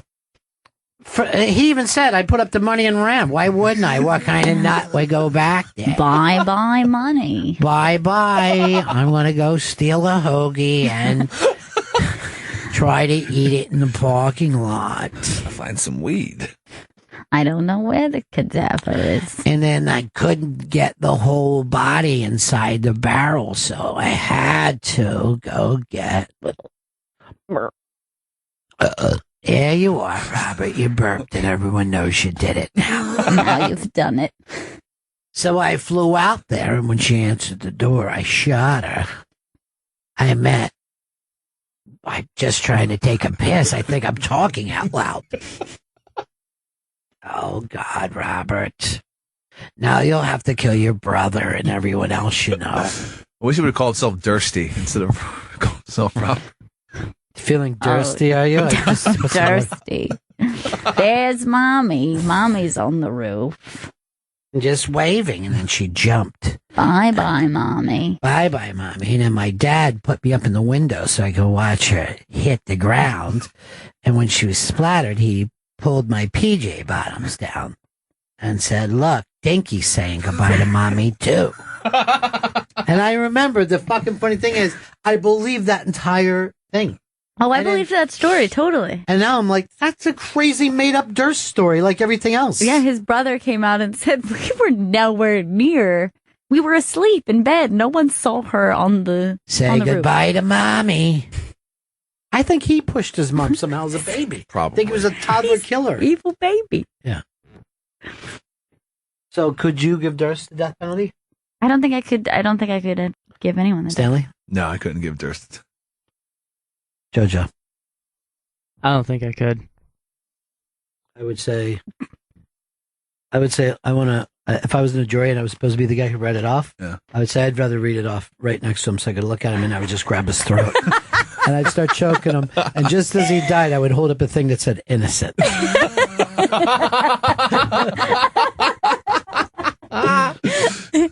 We got to take a break here. We've fucking fixed the whole death penalty thing. Finally. For You're everybody. welcome. Yeah, you're welcome, America. We love you. It's the Bennington Show. This is Bennington on Raw Dog 99, Sirius XM's Comedy Club.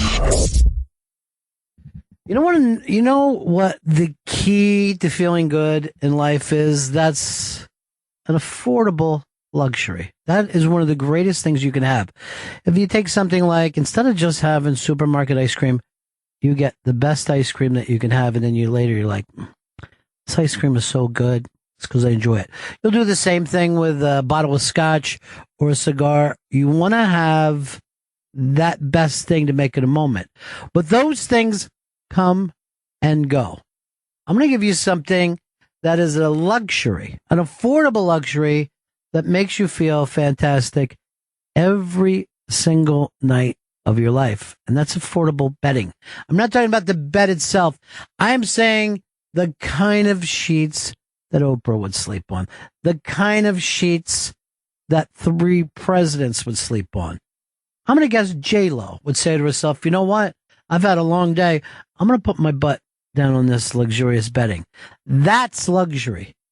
And I can give it to you for a very, very affordable price. You see, the department stores have like an 800% markup. You got to have a fortune just to afford them. Not if you buy your sheets from Bold and Branch. Bold and Branch linens are made from the finest organic cotton known to man. You will not believe how soft they are.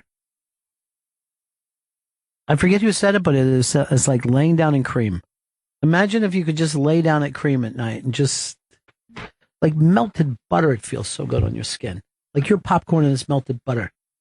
Everyone falls in love with them, even 3 U.S. presidents. And the obscene department store markups, no more. It's over, Jack. Take your big box store and get out of town. Bold and Branch cuts that nonsense out by just selling it at boldandbranch.com. Imagine how much cheaper something would cost if you didn't have to worry about paying for some enormous box store. That's what boldandbranch.com has figured out. You get high-end $1,000 luxury linens for just a couple of $100. They're so confident that you'll love Bold and Branch sheets that you can try them risk-free for 30 nights. Gets better. You order right now, they'll give you $50 off of those sheets plus free shipping. Dudes, you're always saying, oh, I don't know what to get for my girlfriend. I don't know what to get for my wife. Here's something to get for your wife and your girlfriend. Use the promo code Bennington when you go to boldandbranch.com, and then for the promo code, put in Bennington. That's right. It gets $50 towards a sheet set by going right now to BOLL and branch.com. That's BOLL, bowl, and branch.com, and use that promo code Bennington. Toronto Just for Laughs Comedy Festival is going on right now, and we're going to be talking to our buddy Ben Miner from Canada Laughs. He's actually been with that station, I believe, as long as Sirius XM's been around. He is the senior producer and programmer and host of Comic Strip that airs Mondays at 8 o'clock and midnight on Canada Laughs. He's also a very, very funny comedian. He'll be hosting Canada Laughs Top Comic Finale tomorrow night, October 1st at the Queen Elizabeth Theater in Toronto.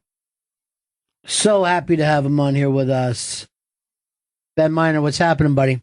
Man, what a nice intro. I feel so special right now, Ron. Thank you. Should feel that special. I'm going to go so far as saying this. Your station beats the shit out of ours. I don't mind saying that to anybody. Wow. We're looking to catch up. We're looking to play some catch-up ball. I got to sit down. That was crazy. How's Toronto reacting with the comedy festival right now?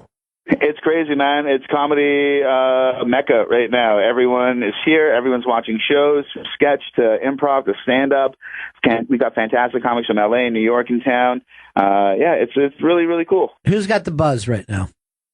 Right now, Chris Gethard is just smoking. I saw him last night. Kurt Brownholder has got everybody talking. Bill Burr, of course, is Bill Burr. Yeah. And Trevor Noah was the talk of the town because it was his last show before taking over The Daily Show. Did you get a chance to see him do The Daily Show? I haven't had a chance. I've been busy gigging, doing shows for JFL 42. He smoked it, dude. That's what I keep hearing. And I also hear Roy Wood Jr. keeps just stealing the show. Killing. Roy Wood Jr. is so damn funny and came out so broad. Because I was worried, I saw Trevor up in Montreal and he was being cool, but he looked like he had a lot of weight on his shoulders, a lot of stress with this. But man, he came out and did that thing like he'd been doing it for years. Very, very smooth. Nice. That's pretty cool. Yeah. What about you? You doing any stand-up this week? Yeah, well, we got the Queen Elizabeth show tomorrow night, and then I'm going to be popping in and around the city. I was hosting at the Rivoli last night for JFO 42. Both Brownholder and Chris Gethard were on. Kate Berlant came by as well. It was a bit of an epic show. It was a really cool night. Man, it's a fun gig when all the comics get together like that. Now, is the people there that are doing your top comic finale tomorrow night, are they Toronto people, Canadian people, or is anybody in? These are all Canadian people. Yeah. What we did, it's year 6, and we go across the country. We started off in the East Coast in Halifax this year. Then went to Montreal, Ottawa, 2 nights in Toronto, a night in Winnipeg. We went to Calgary, went to Vancouver, and now we've got our 8 finalists, and they're all going to be competing for $15,000, their own taping in Montreal just for laughs, and their own stage at next year's JFL 42. So as far as competitions go, I don't think there's anything that tops this one. That is it's a really cool thing because, comedy is so regional, right? And Canada is such an enormous country that does the humor change as you move around? Oh, absolutely. From the Maritimes to BC, there's a lot of difference. But having said that, Canada's kind of like one big small town. You know what I mean? Yeah. We've got a lot of shared sensibilities, but if you've ever met a Newfoundlander, they are inherently themselves and unique. There's nothing like a Newfoundlander across Canada or anywhere. Yeah, the closest I think that you could think of that sense of humor and that attitude is Boston. Just the real don't give a shit kind of guys. But Canadians seem also to just really support other Canadians. Like they really like comedy-wise, Yes, exactly. Yeah. Oh, we're huge nerds up here. We all love each other. We're exactly what you think we are. We're lovey-dovey comedy hippies. That's cool, though. But, even like if you go far back, and I talked to you about this before, that I really think that more great comedy comes out of Canada. And I don't just mean stand-ups, but writers, directors, sketch improv people. Like the history of Canada is phenomenal. I think a lot of it has to be with being next to the U.S., there's something good about being a natural outsider. You know what I mean? For comedy. Well, absolutely. And I mean, if the U.S. and Canada were siblings, the U.S. would be the confident, obviously successful one, and we'd be the one that when we get a chance to speak, we better make it count. Right. And we try to make it count. And, I think that, to your point, even recently, there's so many people in Hollywood that are Canadians that have contributed to some of the best television that you've seen. There's a guy named Dan Guterman. He used to be a stand-up in Canada, moved to the States, wrote for The Onion, wrote for Colbert Report, wrote for Community. Nice Canadian boy. Graham Wagner is another guy from Toronto. Was one of the writers and producers on The Office, I believe. There's so many great examples. One of Conan's head writers right now is Levi McDougall, another phenomenal Canadian comic. So you have a blast being there in Toronto, right? Oh God, yeah. It's the best. Ben is a very, very funny guy. Tell people about Comic Strip too, your show. Yeah, I've been hosting it for, probably 7 or 8 years now. Mm-hmm. Hundreds of episodes. I've had everyone from Cheech and Chong to the cast of Family Guy. And, of course, all my good Canadian buddies are regulars on it as well. It's a half-hour show. Sometimes it goes an hour, but for the most part, it's 30 minutes. It's like the ride to the gig in the back of the car is the way I describe it. It's just comics hanging out. That's really, really fun. Dude, I want you to get down here to New York City, though, so we could do something, all right? Maybe. Yeah, absolutely. I would like to even think of something where we do a contest where we put New York's best in Toronto and Toronto's best in New York. I think that would be a fun thing for us to do together. I would love to do that, man. Let's work on that. And it's, man, you treat comedy so well, Ron. Like, you are a friend of comics. You know your stuff, and working with you would be absolutely unreal. Oh, man. All right, Ben Miner, I'll talk to you soon, my friend. Take care, Ron. All right, peace. Go check out this if you're in the Toronto area. By the way, what a great time to be in Toronto. So many great comics there at the same time. But we saw this up at Montreal, that when the comedians get together, everybody's game gets amped up. Yeah. You know? Because probably just a good competitive nature. Like, yeah, it's the best kind of competitive. Like, it's almost like if there's basketball players and a good guy gets on the court, everybody's game amps up because you're like, I want to challenge him and let him know that I'm a peer. I'm not just a guy who's going to be standing here. Yeah. So like putting, Bill Burr in town makes everybody else amp up that week. Really, really fun too. Yeah, and it probably also reminds you what's fun about what you do. Like when you can see it reflected back to you and somebody doing it really well, you're like, oh, that's right. That's why I do this. But they're also not used to seeing each other. So when you get 80 comics that are coming from these different shows in the same bar at the end of the night. I mean, you talk about whores in a church. It's just, it's crazy. It's crazy. We got to do more stuff with festivals because it's the most fun that you could have. Ben Miner, great guy. I met him up there. They got really, really cool radio station with Canada Laughs, and we had to do more stuff with them. But when you love the idea that we take our New York guys, like if we would have take the New York guys that were in the New York Comedy Festival, right, and put them in a couple different cities, bring the Canadian guys down here, introduce them all around to the club owners, and maybe open up. Only one or two guys does it need to work for. Yeah, I love it. It's a very smart It would be idea. a blast. Chris, yes, didn't you have that notebook somewhere where you were writing down all these ideas? You got it with you now? Jot that down. I don't have it with me. Where do you keep it? I keep it downstairs at the security desk. Actually, well, that's too far away. I can just go downstairs. It's not a problem. You can keep it secure there. But here's the problem: Yeah. if you go there, you know what I mean. A lot of times you lose stuff. I don't lose anything. That's why it's at the security desk. No one ever leaves a notebook with the security desk. Can't It's for believe that you do yourself. that. So weird. By the way, did you go out and get? Why don't I have CBS up to my friend Jenny the Hutt is going to be on this thing. I just found out what she's going to be doing. She's what's the name of the show again? The Talk. The Talk. They're bringing her out as like a special guest. She's going to eat 3 tennis balls. She swallows them whole, and then she's shitting them out on the stage. Wow. Yeah, they she do. is a performer. Well, the Talk goes in a whole freak thing, and, Yeah. and she's like, if I that's what they want, that's what they're going to get. She's always game, Jenny. You know what I mean? Oh, she's down for some. You know what I mean? She's bad about it. She's down for some. I gotta get that notebook. Chris, though. we should be in Toronto right now. I know. They invited us. They love us. Yeah, so why aren't we there? Something you forgot in your notebook? Right, I could go back and check the notebook, see if I wrote it down at the time. No, because then you'll get lost and I'll have to give away a prize and everybody's going to figure out where you are. I'm not gonna get lost. It's in the lobby of the building we work in. I just have to get into an elevator and go downstairs. That's it. I don't know why, but I trust him.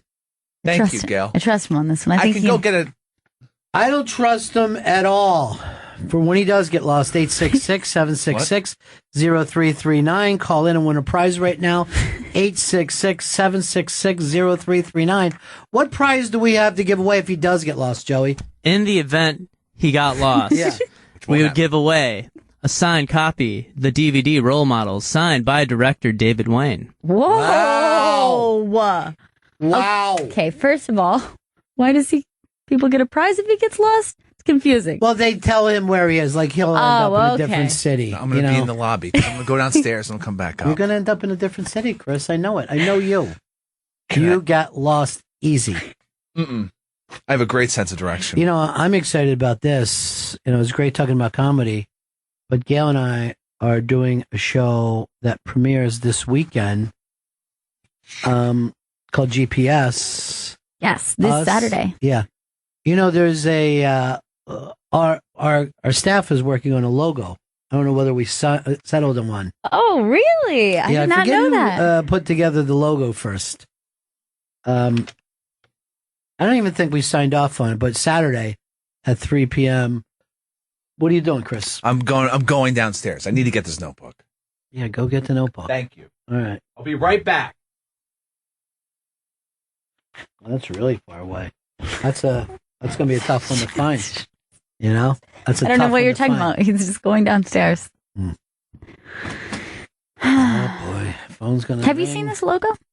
Yeah, I have, but there was a phrase on it I wasn't crazy about. An offensive phrase?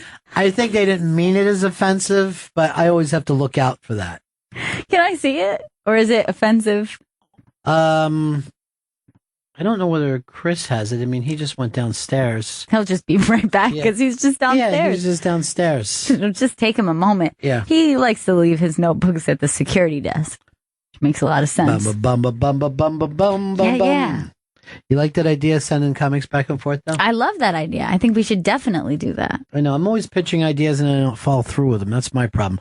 I'm a big idea guy. I'm not a small detail guy. Yeah. I need somebody like Joe to come in and help me with my life. He's kind of neither, though. You're right. I'm a happy He's medium. Dunce. I see Vito back there. I'd have Vito kill him. Uh-oh, it's the hotline. I hope that's not Don Wiki Wicklund saying that there's something wrong. Wiki, is that you? No, Ron, it's Chris. Oh, Jesus. You were right. I got lost again. I knew it. Just relax. Now look around. Just relax. Look around. Does it say like SiriusXM lobby? Is there one of our door people there? No, I went down the elevator and I got turned around. Chris, you've done this a million times, though. Oh, What do you see? I don't know where I am. Yeah. What do you see right now? Well, I could definitely tell I'm still in the northeast part of the country. Oh, great. Here's Rob in Delaware. Rob in Delaware, can you tell Chris where he is? If you see the toilet, it's probably in the bathroom. Are you in the bathroom, Chris? Chris, bathroom. Oh, my God. He's Chris? lost again. Chris. Yeah. Did I not put you on hold? No. All right, so the guess was, are you in the bathroom? No, I'm not in the bathroom. All right, look around, see if you see something else. Okay, all right. I just walked into a neighborhood. It's called the Capitol Center. The Capitol Center in That's a what they call the neighborhood in the neighborhood. Northeast. Here's Matt in Connecticut. Is he outside smoking a cigarette? Are you out front smoking a cigarette? No, because then I'd be on Periscope. I'm not outside. I should have you on Periscope at all times. I know. We got to keep track of you. Look around. You see anything else, Chris? Okay, I just got out of that neighborhood. Now I'm walking through something called Prospect Terrace Park. Prospect Terrace Park. Yeah. Peter, do you know where he is? And he just hung up. Joe in Utah, do you know where Chris is? I believe so. Hang on, I got to put down my alfalfa sprouts. That sounds terrible. He's in a state of drunkenness. Are you in a state of drunkenness, Chris? No, I'm sober. I'm just lost. Liar. Oh, incorrect. Oh, we started to do that now? Oh, okay. Did we forget it for a while? Or wasn't it working? What happened? Forgetting it for a while. But we had it. Is Vito still in there with you? Yes, he is. Send him in here. I want to say hi to him. Mike. In Atlanta. Yes. Chris is going to give you another clue. All right, I can see. I would say I'm by Brown University. I can see Brown University's campus. Looks pretty nice. Oh, I know where you are. Oh, shit. What the hell? I'm Brown University. Shit, I don't have a guess. Oh. No. Can't guess even a tiny little state like that. Craig. Hey, guys. Hey. Northeast? Yeah, Brown University, Prospect Terrace Park. How about Providence? Providence. I'm in Providence. The Where Am I game show segment is presented by Wyndham Hotels and Resorts. There's a Wyndham waiting. Save up to 15% when you book 7 days in advance at Wyndham.com. Terms and conditions apply at Wyndham.com. Wyndham, you lose some. It's Wyndham. Chris? Yeah? Do not come back. I have Vito with me with a cool hat on. What's that hat for, Vito? Mets hat. Oh, you got Mets fever? I've had Mets fever my whole life. Now you finally get to brag about it, though, because I've known you for years and you never put on a fucking Mets hat. I wore a Mets hat every day I worked for you. Oh, you did? Yes. I got to pay more attention to Vito. Oh. What's going There's something wrong? I think his mic is on, is it? Yeah. Well, to recap what I said, Okay, it's a go Mets ahead. hat. Yeah. I've always worn a Mets hat. Get back to your mic now. I've always worn a Mets hat. Yeah. Why didn't I ever notice? Did you know this, Chris? I think you were distracted by my face. You're a good-looking boy. I know, man. Oh, I just got back from Providence. Stop it with that. The bit doesn't even work. Doesn't make sense. The bit doesn't work. I think it's great. And why are you huffing and puffing if you really weren't in Providence? It's a long walk from there. Not really. Because I could see you the whole time. You were just saying What? you were in Providence. No. I always thought Vito was a Now, Yankees you're a fan. Yankees fan, right? Yeah. So for you, would you like to see the Mets win so all your friends can celebrate? If your Yankees don't win. No, I'd still like to see the Mets. I find that terrible. Yeah, why wouldn't you want your terrible. friends to win? Like, that's how I feel about the Giants. You know, I kind of feel fun when like they- I know more Giants fans than, you know, so. You know what? You just changed it for me. I don't ever want the Giants to win. I'm mad the Yankees are good this year. Like, I'm furious. This was supposed to be my team's year. Everybody was saying you guys weren't even going to be near first place, and now you're going to make the playoffs, and everybody's like, oh, Subway Series. So I don't want that. I just want my You're own too thing. young to remember the Subway Series, though, right? I remember the Subway Series. You were way too young for that. You must have been a child when it happened. I was a child, but Did you feel bad when it happened? yeah, because I had to go to school and get made fun of by everybody. Because of the size of your head. Yeah, and my stomach, my head, pretty much everything. I thought you were a jock. I thought everybody liked you. Yeah, but that was in like 5th grade. That was before high school football. Oh, Yeah. that's when you got popular. Yeah, that was back when I was the only white kid in my class, and Oh, you're I always went going to through be mad. I went through a Fun really of that. weird phase where I tried to be Usher. It doesn't matter what you look like if you're the only white kid in your class. They're going to make fun of you. Yeah. Yeah. But now look at you. You're happy. You're content. Your life is good. You're working here at Sirius XM. Yeah. A lot of buzz on you. What shows you been working with? I edit like sound clips for Lance Bass. I've been shadowing on Inside Hour. I've been board opping over at Dr. Radio at the NYU station. Nice. So for you, being a guy who's a dance music fan, being with Lance Bass must be thrilling, right? It's really fun. Yeah. Well, I haven't been there for the actual show. I've just been there for the editing process. Okay. But, you know, Wait, he edits his show. Chris, No. You asshole. the We music. never do any editing. God damn, I gotta write that down in that notebook. And then edit this out. I saw Lance Bass getting some pretzel rods the other night. I was on the elevator with him last week, and I was like, should I tell him that I've done any work for him? And then he needed some Subway advice, so I told him about the one train. Yeah. Oh boy, thanks. Now he's back on the subway, huh? That's what I was thinking. Pretzel rods. For years, yeah. For years, he didn't have to worry about pretzel rods and subways. Like, you thought NSYNC would give him that Uber money. I'm going to guarantee you something. There will be a giant NSYNC tour one day, and giant money will come in to his life. It's always going to be there. Without a doubt. When the nostalgia finally kicks in for that generation, they're going to go crazy. And it's here. I'm going to give you the tour that's going to happen. It's going to be NSYNC, Backstreet, and Britney touring together. Oh my God. One mess. Because that's Huge. what every generation does.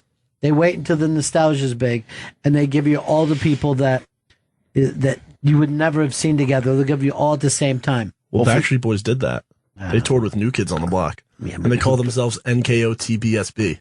Can I ask you a question? Does anyone give a fuck about New Kids? Me. It was Because they I were think- from a generation before, right? Yeah. Like almost like a generation. It was even longer than a generation. Because even Backstreet hated fucking NSYNC when they came in. That was Because they were beef. like, they took the younger sisters. This is our hood. Like- Yeah.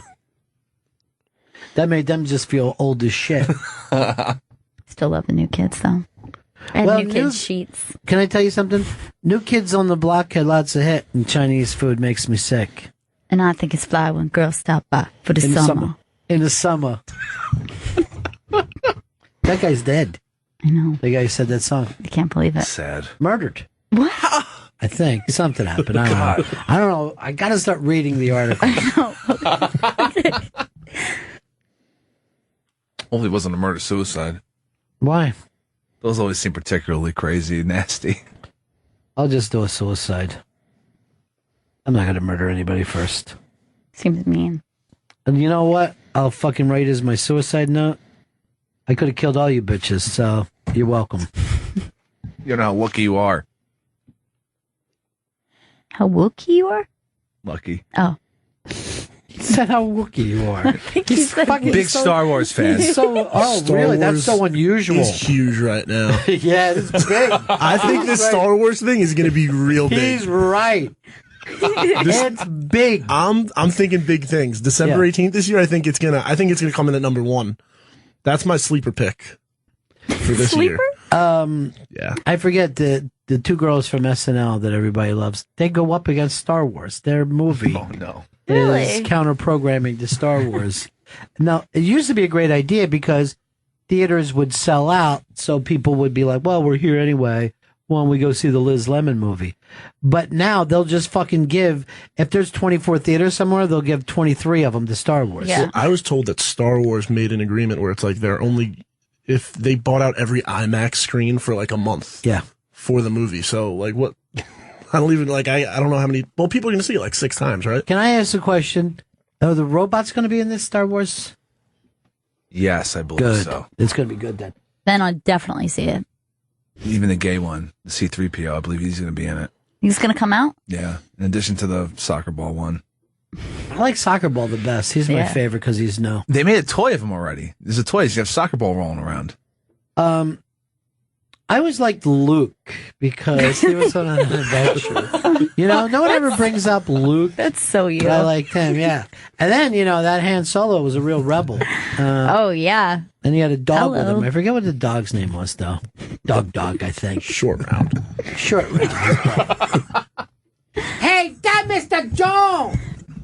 This not offensive! He was always my favorite out of all those movies. The second one that everyone hates. I love that one. He just, at one point, he just yelled out, China, China, China boy! You know, there's, I don't know whether you're familiar with the Rolling Stone, but they put out a thing of cults, right? Like cult things that people are into. So look it up over there, Stanley, if you're back now. Cult classics. And let's agree or disagree whether something is a cult or not. All right? You're now playing. Give us number 1. Arrested Development. I think it may have been a cult at first when only a few people were watching it.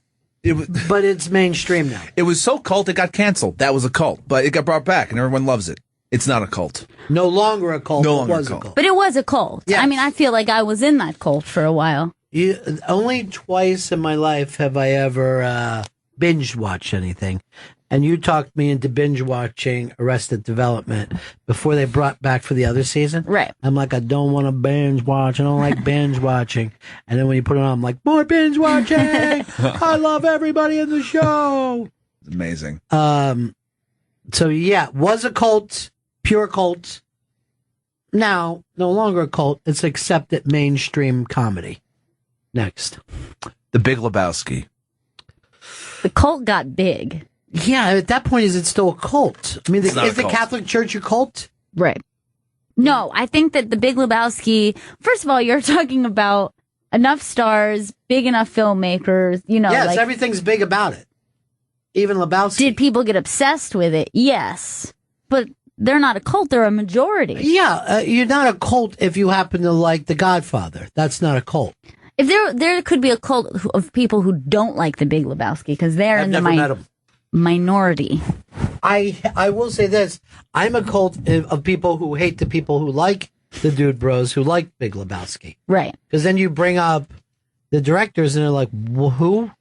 Because they don't even care about movie. Yeah. They just like weed and bowling. Yeah. Mm-hmm. White Russians.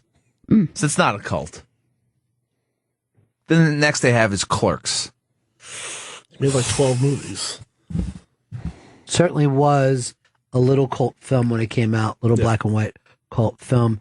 Now I feel like you can't be an American without knowing what Clerks is. Yeah.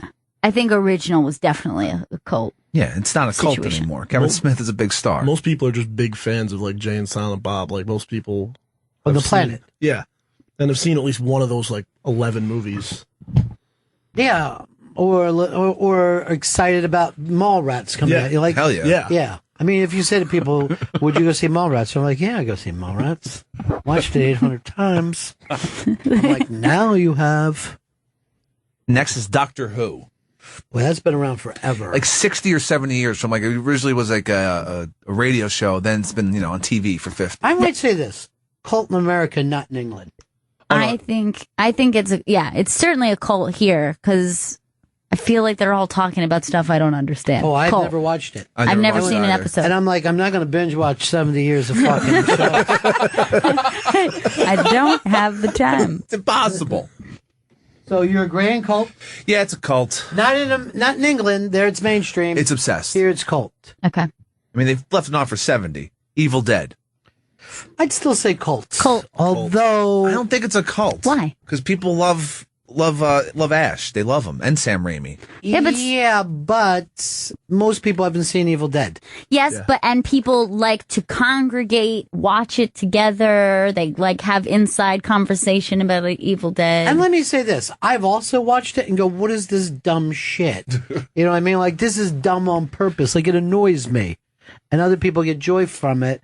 And I think that makes something a cult. I'm going to give this cult status. And they're bringing it back. They're bringing back a new show version of it. And like, I feel like when they bring something back, that's because that cult community was going so nuts for You're it. so much smarter than fucking Chris.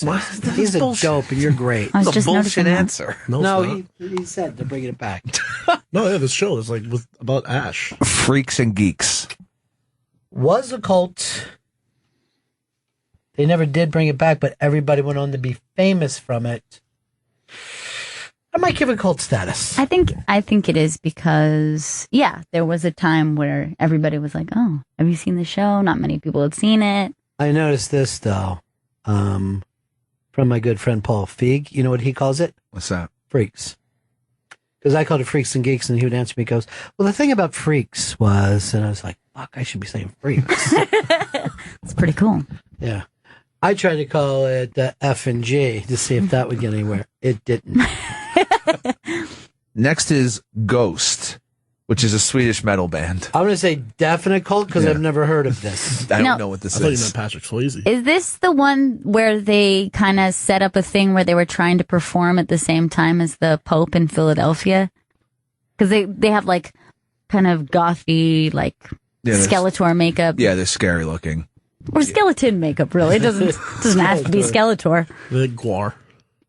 I'm gonna say yes because I've only just found out about it, so I assume anybody who likes this is a cult. The thing is, there was a while that me and Kathleen in the Bronx were just sending each other Norwegian death metal Viking bands. Oh, yeah. Because we thought that they were the dumbest things ever. They dress like elves. Yeah.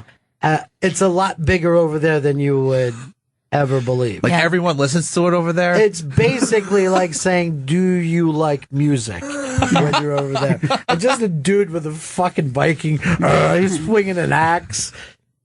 But if I think it's those guys, they're pretty cool. He's like the Dark Pope. It's a good gimmick. All right. Hedwig and the Angry Inch. Yes. It made Broadway. Now, it took a long time. I mean, it definitely was, well, certainly it was actually an underground cult when it was off Broadway. Right. And they were doing midnight showings of it and stuff like that. Well, but I meant even before they made the movie. Right. Yeah. And then it was a cult movie. Does Broadway take you out of culthood? Broadway's kind of culty, I think, too, in a way. Even though it is Broadway. So you're giving this I'm giving it a cult. status. I'm still cult status. I'm definitely giving it cult status. Because there's a way of life about it, too. I'm going to go in a whole different direction here. And I'm going to call it one of the Indiana cults. Oh, okay. Luck? I'm going to go cult. Okay. Then you got me on your side. Chris had me fucked up. Idiocracy. I've never seen it. No, cult then.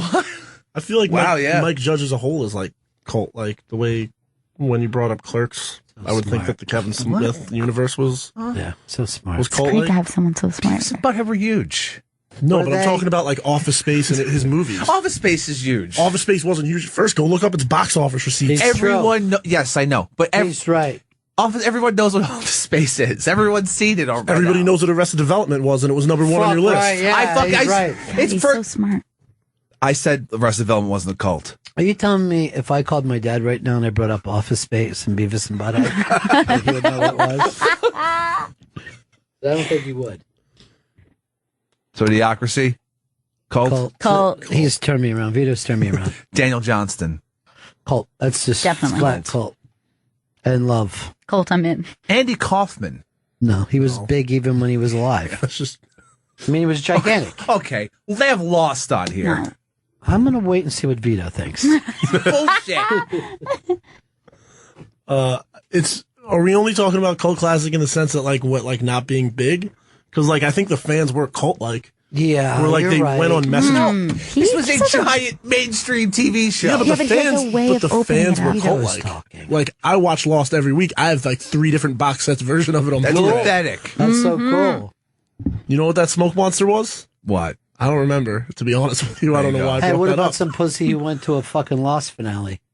I Yeah. did. Chris. I did. Who was the I pussy? never bought the goddamn box sets. That would have been cool. They told you why the polar bears were on the island, so you wish you would have bought the box sets. No, I They were don't. being experiments, right? Yeah. Yeah. They didn't tell you that till you got that disc Yeah, that I was didn't hidden need to in be the box set.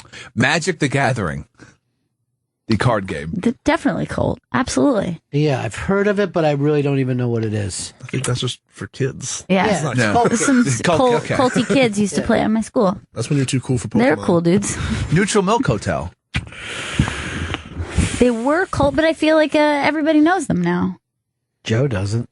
Yes, knows no I shit about guarantee Joe does. I went to one of their shows last February. Still didn't know. Where? Webster Okay. Hall. I saw But- them in the park. Some Well, they faking. do shows. We Yeah. know that. What did they only do the one album? They have like one other album. Two albums, yeah. They played that song, and I just kept yelling out, "Play the same song over and over again." Come on. You didn't yell anything. I've seen you on a crowd. Well, I said, "Yeah."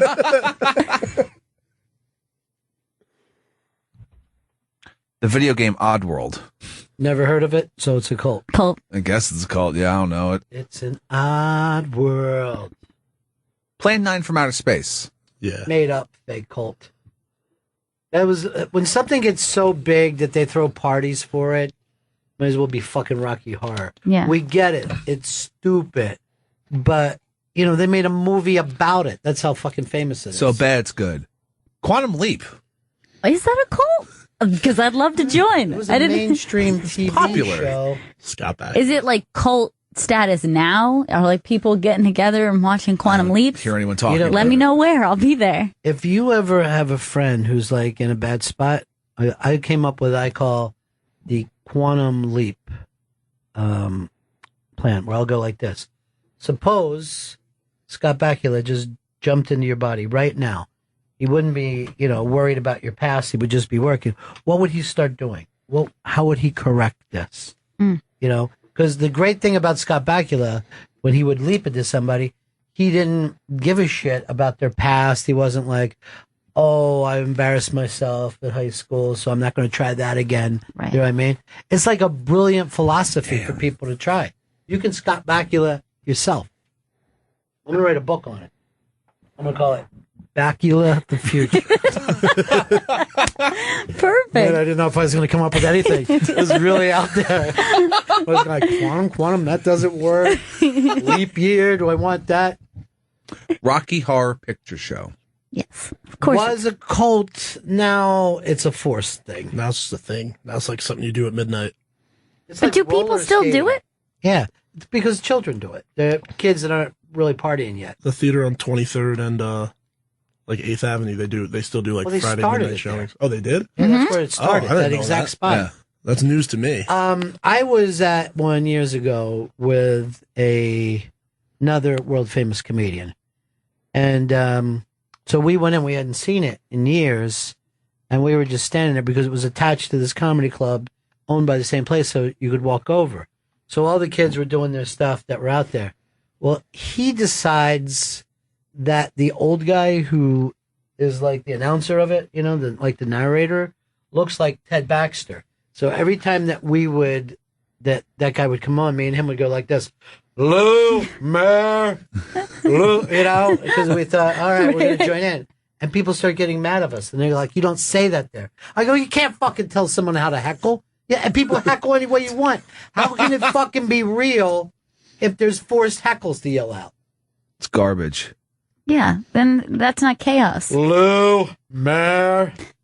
I was hoping that would catch on. I saw one. I don't know if it ever picked up, but I went to a showing and it was right after Fight Club, and it was after the death scene, Meatloaf's death scene, and then they started to chant, his name was Robert Paulson. His name was Robert Paulson. It got a big laugh, and I was like, I hope that one catches on. It's a good one. There's a Meatloaf documentary about him and Jim Steinham that is so fucking ridiculous. You got to see it. Oh, it's fucking so funny how crazy those two assholes are. I gotta watch this thing. That first album was obsessed with as a kid. To see him live in like 77 or whatever, it was so over the top, and but like he's literally acting on stage. Holy shit! And he's this big, you know. And they just show like he would come out places and everybody would boo.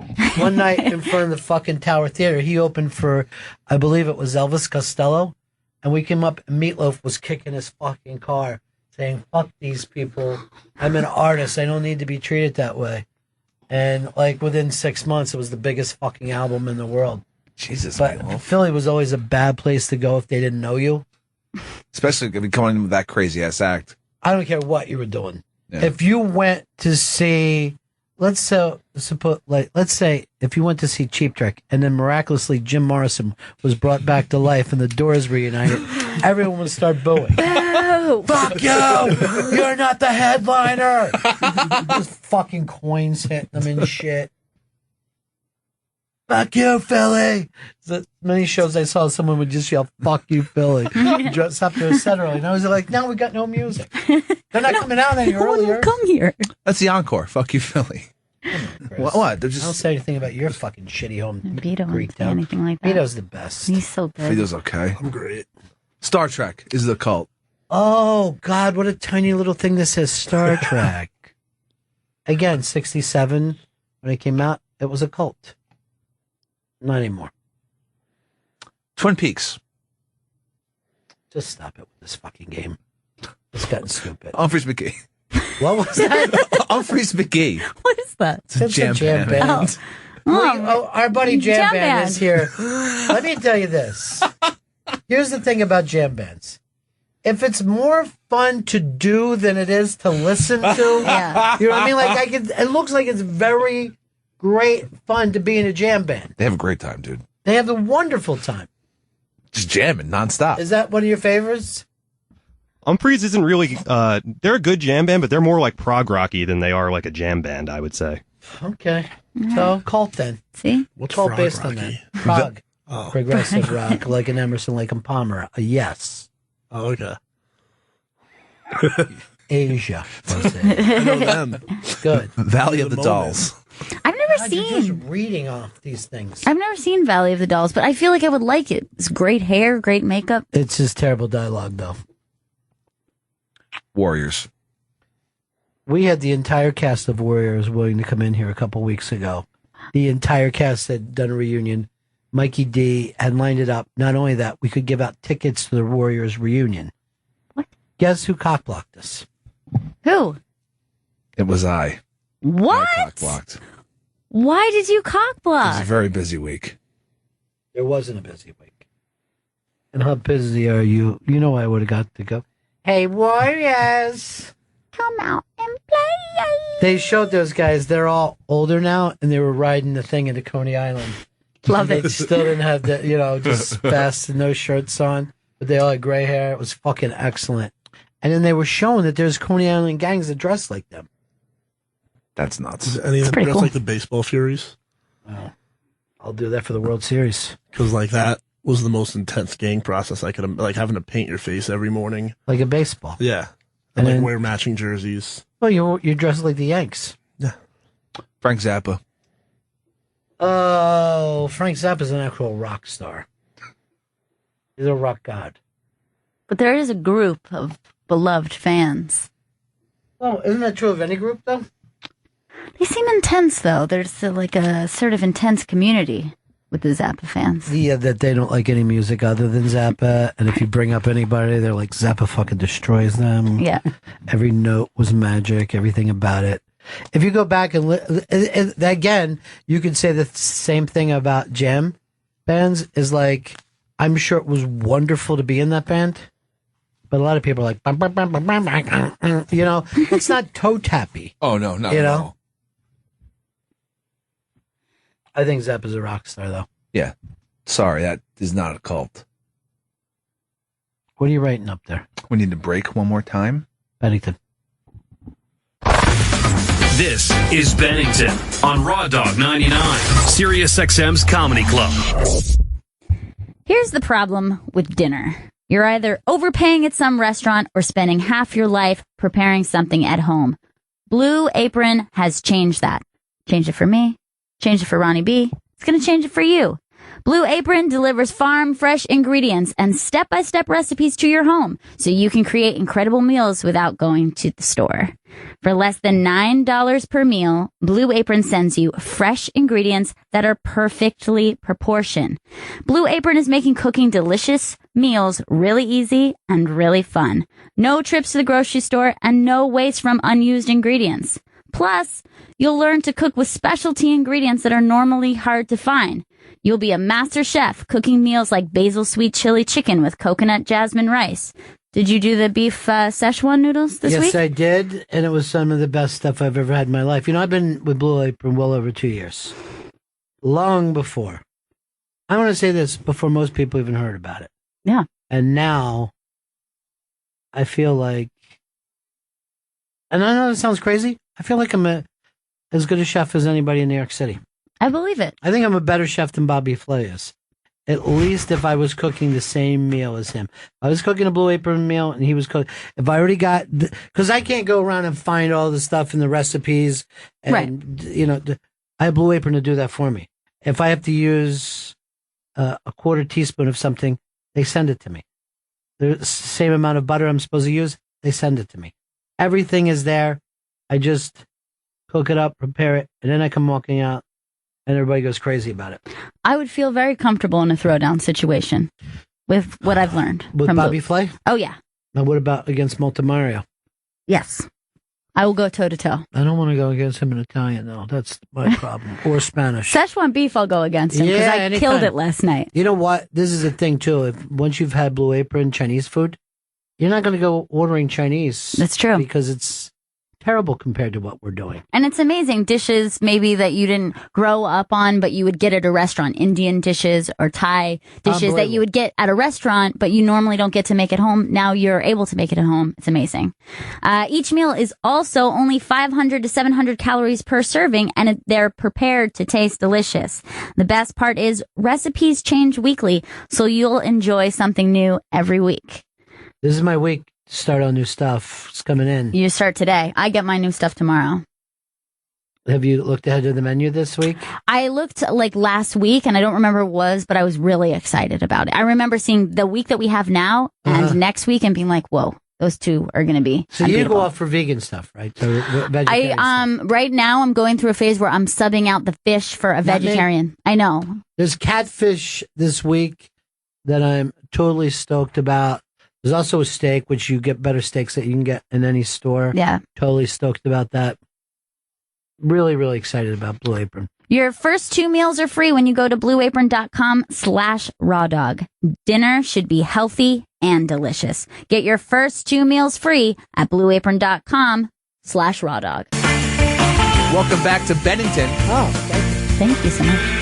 Andy Fiori is in studio with us. Andy Fiori, the comedian and co-worker here at Raw Dog. And he's got a new album that he's recording this Saturday at the New York Comedy Club. Andy, you got your whole set ready for this? Yeah, or- we're ready to go. You've worked it out. You Ready. feel good. I feel good about it. You know, you brought up something coming in about the Comedy Studio album. I don't know if the last time anyone's attempted that. Yeah, But I mean, there's been a couple that have been enormous. I feel maybe like a Steve Martin maybe has one. I don't think so. I thought he only put out a live one. I know. I'm trying to go through this in my head. Maybe the first.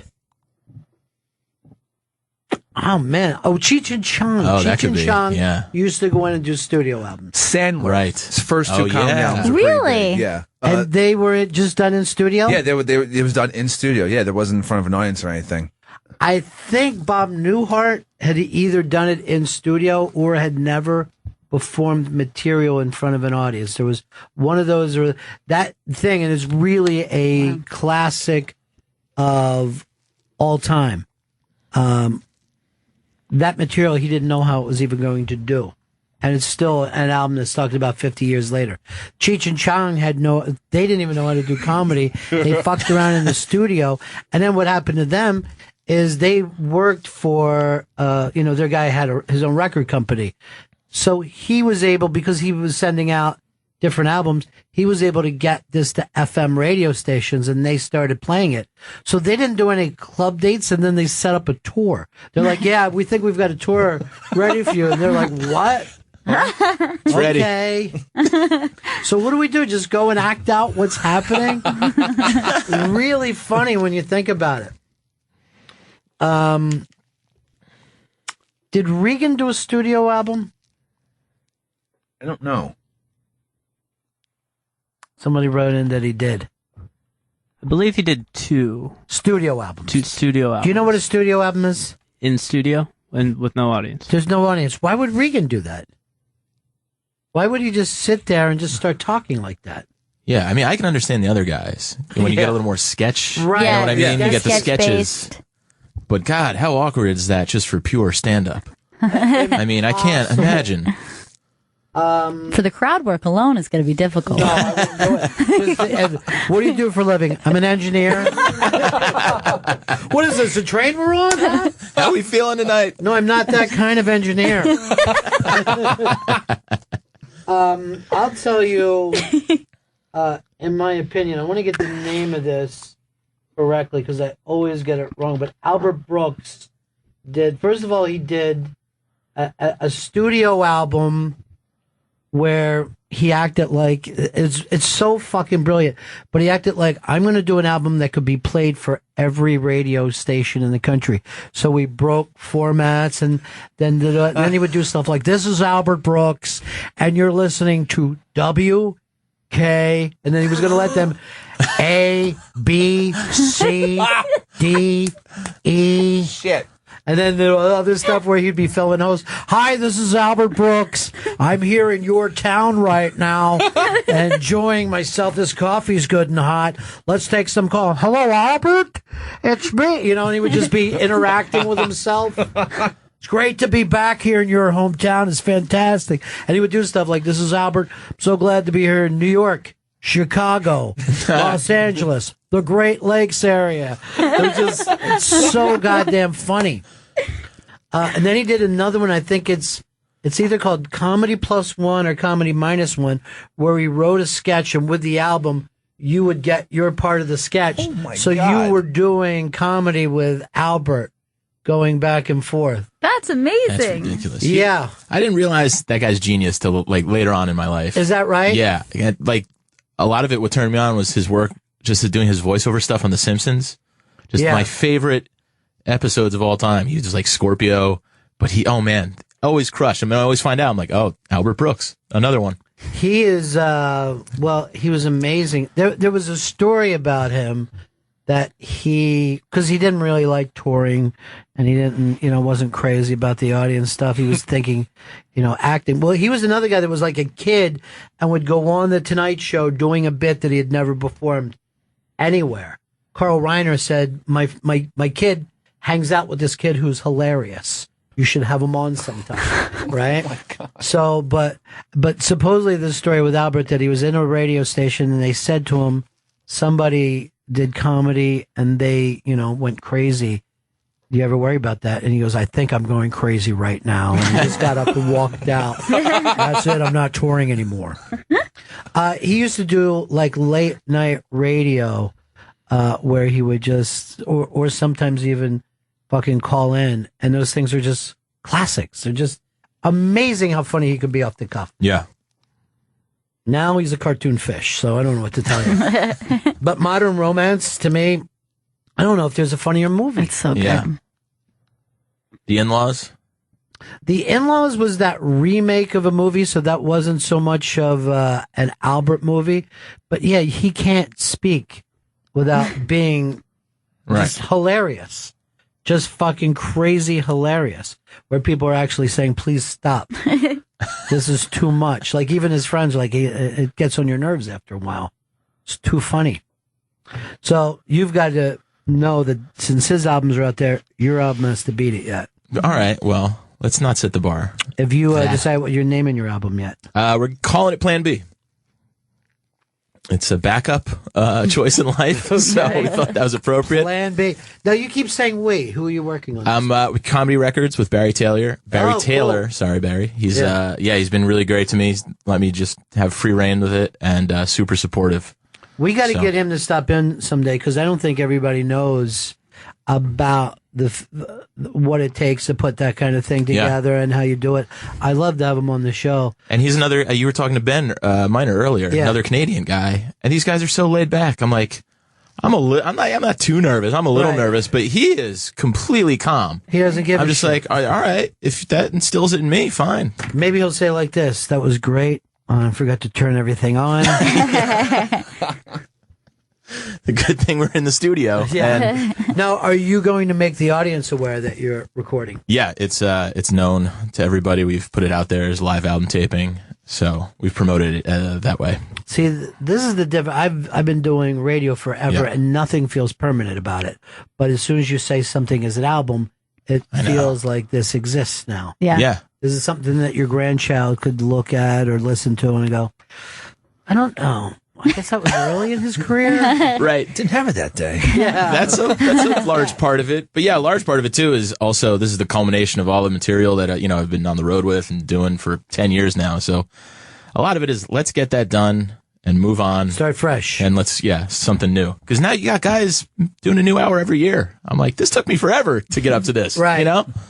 Well, I guess when Louis threw down the gauntlet with that, because really, Carlin used to do at least a special every 2 years. Right. I mean, he died with something like 14.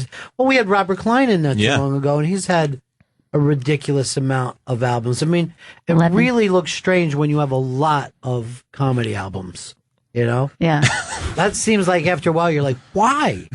I have more to say. And more stuff I thought of. Yeah. The early comedy albums were only seemed like they were done in jazz clubs. And I think that there's something very helpful about doing something in a place that isn't just for comedy. You think it's better for comedy that way? I think so. I think it makes people think differently. And there's less of a, hey, did somebody else, is someone else working on this? You know, because you're the only guy up there that night.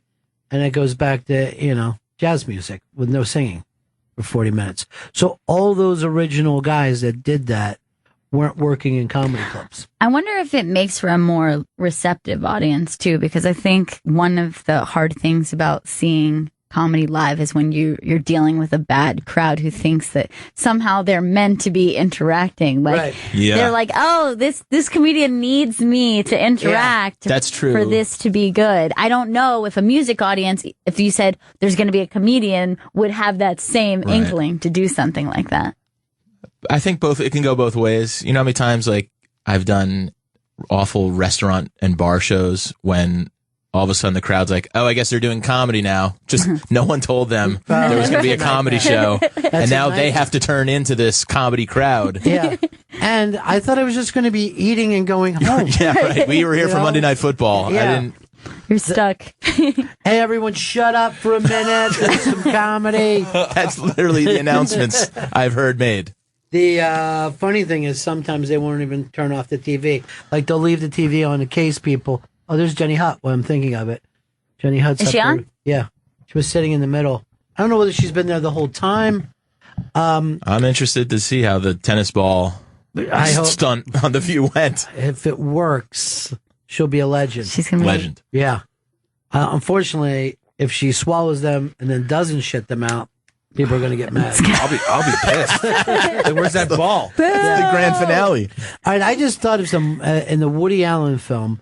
He actually is mad because he's supposed to follow a comedian in Annie Hall.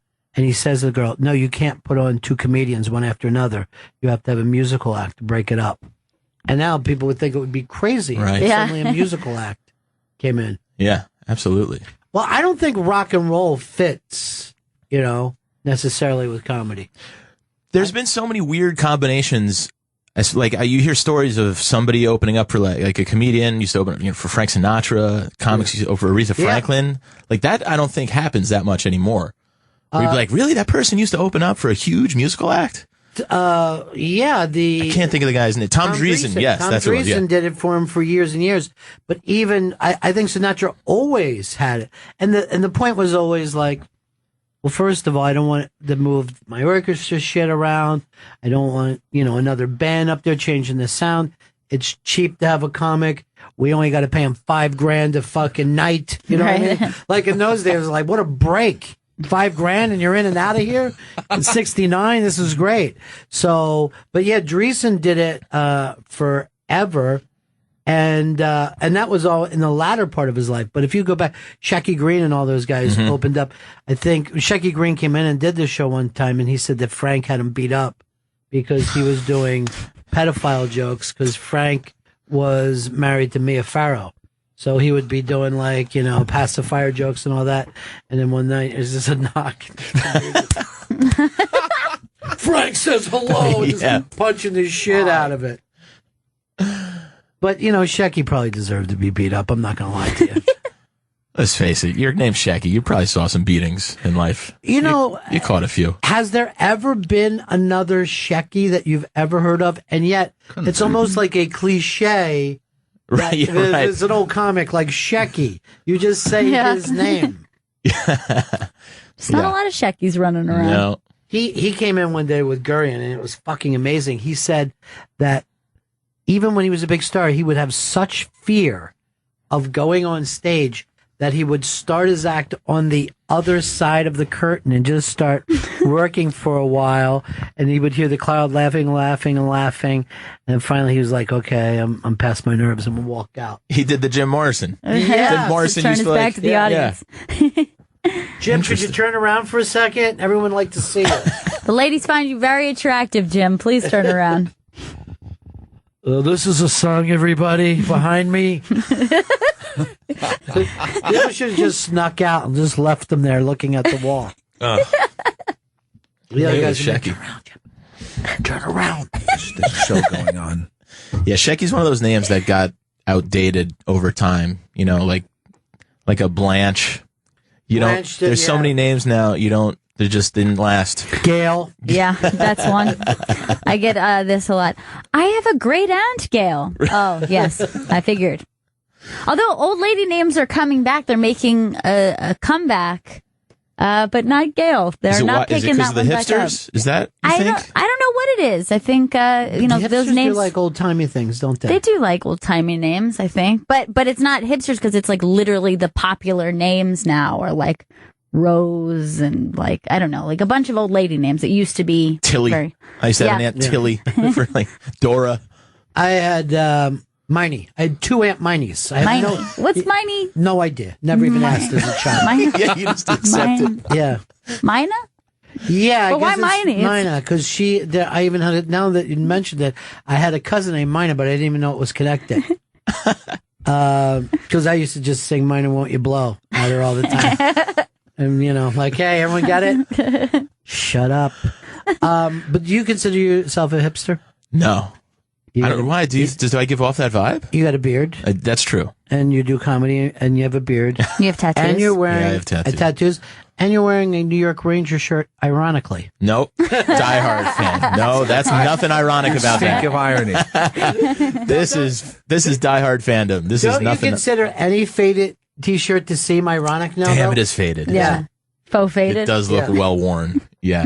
That Chris, doesn't you said bode you were well going to drop bombs, and then you never did. And his album recording is happening this Saturday, October 3rd at New York Comedy Club. Go to newyorkcomedyclub.com for tickets. On Twitter, it's at Andy Fiori.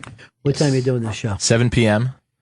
You can use, if you go to the website and use the discount code Plan B, drops from like $19 to $5 tickets. So definitely do that. Big savings, gang. Yeah, how come you're not mentioning that, Chris? I'm going to take a note of that. Plan B. That's the code. A little extra money in your pocket. Absolutely. Well, something Try to make for it cocktails. cheap. Mhm. You know? Right. You'll drink the savings. Oh, God, that's good. That's really good. We got to add that. Or you could even snort the savings. No one can stop. Whatever your vice. Yeah. I don't, hey. No one's saying. I'm just happy you're there. You ever do any drugs at all? Uh-huh. Do a lot of drug humor? Don't do a lot of drug humor. I think my parents are going to be there, so I can't do that. Oh, drug you still don't want your parents to know that you did drugs? Yeah, 36? Yeah. No, I have my dad is 91 years old. I think it would break his heart. Really? Yeah, I swear to 91. 91. Good shape. He's doing well? Yeah, he's in great shape. He's probably doing yard work right now, you know? Yeah, they're out in Jersey. That's great. My Still parents are going the strong. same way. Still run their own life. Yeah. Yep. Still doing everything. And like now people are like, look at you. You're doing good. I just can't stand to hear people talk to my dad that way. Yeah. Is he eating? Yes. My dad eats. Shut up. So you were late in life, baby. Yeah, he was Unplanned. 55 when he had me, and I got a little sister. He's 62. Wow. She popped out. I know. Yeah, all true. I know. Wow. Yeah. So do you have much older brothers? And I actually have an older half sister. That's from my mom's side. So we were the first. He didn't have kids till Wow. 55 and 62. We're the only two. he was like Mad Men. You know what I mean? He waited. Yeah. I wonder what is a better prospect like that. Wait till you're in your 60s. You don't give a fuck. Or go in early when you're 20s. Well, I don't know. Maybe that's why he's in such great shape. He had maybe. no Yeah, stress. He didn't have to deal with anything till 55. Well, yeah, I think that, but even then, I think you like, it'll be fine. When you get older, you don't think it's such a big deal. When you're younger, you're like, we've got to get them into that school. Their life will be ruined if we don't. Yeah, in your 20s, you're going to have the energy. Obviously, you're going to have that chase kids around energy. But there's no way you wouldn't get better at being a parent if you were a more mature, older adult with life experiences. I mean, But it's exactly true because your mom just showed me a picture that her sister gave her, and it was you're like a toddler, and I look like younger than Joe. Yeah. I'm just like, what the fuck was I thinking? Yeah. You just see in my eyes that I ain't give a shit about anything. Like you can see, like there's a guy who doesn't know what the fuck he's doing nor care. You know? who was in charge of me? Those children? Do you know, I actually that was my initial fear is like, if you would fall or something, that you would just run to my parents and be like, help, you know, instead of me. And then like, but you didn't do that. I think kids just think they don't know that their parents are dopes. Yeah. You know what I mean? They have no idea. They think it's normal. Right. I mean, that's the great thing. Children are so fucking stupid. You can almost tell them anything. They don't know shit. Yeah, I mean, when I was a kid, I was like, you know how parents are barely older than you? You know, It's pretty cool. You know how, like, when your dad comes to PTA meetings and he's not wearing shoes? Because that's what PTA meetings are always like, where the parents would be much older than us. Yes. We were like, oh. They're like, did she do any homework? And I'm like, homework? I'll have to check. Don't know what happens. You have no kids? No kids. Single man. Wait until you're 55. Exactly. I got 20 years. Yeah. Chris, you have no plans. No plans for children, no. Ever? No. I'll give you $10,000 right now not to have children. Deal. Oh Take my that deal. God. But I'm cutting your penis and balls off. You agreed to it. Most of your penis and 3/4 of your balls. Oh, God. That seems like it'd be worse. For 10 large? Yeah, it's $10,000. No, I like my cock. Or almost two months drinking and eating for you. And his album recording's happening this Saturday, October Just saying 3rd. Andy's album, like we were talking about Andy's album. Plan B is being recorded this Saturday, October Come on, 3rd. do an actual plug from the beginning, like you care. Comedian Andy Fiori's in studio, and his album recording is happening this Saturday, October 3rd at New York Comedy Club. Go to newyorkcomedyclub.com for tickets and use the code Plan B for super discounts. Twitter is at Andy Fiori. We couldn't get better than that. Yeah, I mean, it's not that much harder to do it the right way, is it, Chris? No, it's not. It's better to do it the right way. Well, you got him all worked up with the 10K penis thing. That's going to throw you off a little bit. He's the announcer. He's got to stay paying attention at all times. Focus. That is true. Yeah. You got to periscope yourself. Mm-hmm. All right, there's Jenny Hutt. She's just, they already got her off early. So they only brought her out for one segment. Damn it. I taped it. Okay. Well, as not long as somebody's taped. got I it on don't the know what I DVR. did. Yeah. DVR'd it. Yeah, it's existing somewhere, I guess, on the SoundCloud. It's in the cloud. Is that how it works? It's in a cloud, yeah. Everything's in the cloud now. Andy, what do you do for us around here? What I is work up in the comedy department. Oh, how's the that whole happen? gang. No one knows what goes on up there. Yeah, I know. We're over in there in our little corner, Yeah, there's programming away. no microphones. All of a sudden, stand-up gets on the air. Is that how it works? Yeah. Beautiful. Who's your favorite? Give me your top favorite comics working today. Oh, man. I mean, hard not to talk about Brian Regan, Dave Attell, Greg Giraldo, who passed away 5 years yesterday, I believe. He was always in my top 5. You know what? Here, this is the fact that you said that.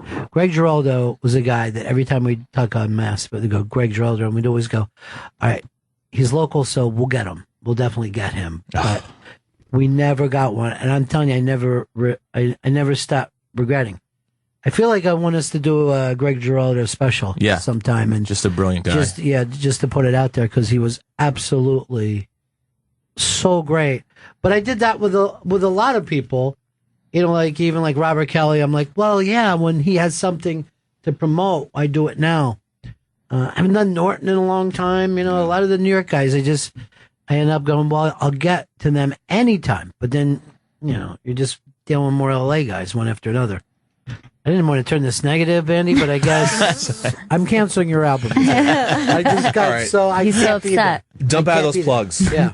Tear that up. Don't read that again. Are you going to be announced for this on your record, or are you just going to come out cold? No, I'm gonna have one of my buddies, Greg Stone, is hosting. Okay, and I like the intro, ladies and gentlemen. Here, Well, I like that. Some Yeah. people just like to walk out cold. No, Mm-hmm. get my name out there. All right, It's smart. It's a smart move. All right, give me the comedians that are popular and you don't like. Greg Stone, number one, right there. Terrible. On my show. How is he feeding himself? Well, okay. Have you seen him lately? Very good. There's always one comedian working and doing well at any time. All right, I'm going to do this by secret ballot. None of us, we're all sworn to keep this to secrecy. Okay. So even it could be somebody like, you don't mind that they came in doing well, but how are they still doing well? It depends. I have a I pen. do. Here you go. Thank you. Okay, this is secret ballots. Yeah. Somebody. One name or Just one. As many as you want. Oh, okay. Actually, I'm going to put one down. let's see, Dan Perlman. Oh, I already said it, didn't I? Can I tell you something? Get used to Perlman because he's around for a lifetime. That kid. I love him. Every time I turn around, he gets another big gig. All right. Now let's do it. Like, Joe, you just started doing without even being asked. That means that you really have People love to hating somebody. So send someone in to bring your ballot in. Yeah, because we can't see. All right, Chris, you hold up yours first. Okay. Oh, I didn't. Here's my secret ballot. Oh, good one. Really? It's crazy. It's just. And you don't think that person is funny at all, or just not worthy of the love that they've got? I'm going to go next. Okay. Wow! Oh, matching. Whoa. Matching. Match game. I stray. First of all, saying Jeff Dunham, Joe, is cheating. That's not a comic. He's a puppet guy. Face. You shouldn't have been part of that. This is straight stand-up comedians. Ready? Yeah, Andy, I want to see yours. Oh. Don't get it. Don't get it. That could not be bigger. Now I'm going to do mine. And two sides. Oh my match. God. How crazy is that? 2 and 2. Special couples day. Now, I'll just say this. Gail and Chris wrote down a guy that couldn't be bigger, but was that my thing going up? Sorry. Was it yours? No, not mine. I think it's yours. All right. This happens sometimes for no reason. Pause. Siri. I know who's calling. It's By the way, just pause it, Siri. Pause it and keep it paused. Keep it paused, Siri. Now, instead of saying Siri, I almost used the name of the person. And I'm like, could you see how that would fit? Now, I'll say this. For any night, the guy came in as White Heat. Some of the early stuff, very funny. Yeah. And then completely, I don't know what happened. Yeah. And can I add something? That's pure stand-up. I actually think he's a pretty funny actor. I won't say, but on that show, smarts and heck. Maybe that's who we expected to meet, and we didn't. Right. But I'm going to also say that one of these people, the thing about it, and this is an old Carson line, couldn't improv a fart after a baked bean dinner. That's what gets to you. When people that you meet who aren't naturally funny, that they're studiously or comedy nerd funny. Are you talking about your pick or my pick? Our pick. Your pick says things funny. Okay. Yeah. Your guy says things funny, has energy, and people like him. I know, but it seems like just crazy out of control. Well, because it got too big. That's what your problem is. Too big. Too big to fail. Our guy is on his way to being too big. Mm-hmm. You don't think he peaked? No. Oof. All right. No. Oh boy. And now, Joe, why did you write Jeff Dunham, who is a puppet ventriloquist? Because I said I would protect any comedian in this. I was so proud of that answer to begin with. I just don't get it. His work, but terrorist style. Yeah, but it sounds exactly on like a stick. His voice. Yeah, but his mouth isn't moving, is it? I A little bit. That. I'm doing that right now. I never know. I'm doing that right now, but you guys can't see. That's actually pretty good. Thanks. Actually, you look like one of those puppet dummies. Yeah, the cute one. No, it had to be straight comedian. Yes. Which is why we were matched up. And now everyone has to kiss their matches. You just always would have. You Just always would wants kiss to- her. I bet you wouldn't kiss her, would you? No. Because of your wife? Yes. My wife to be.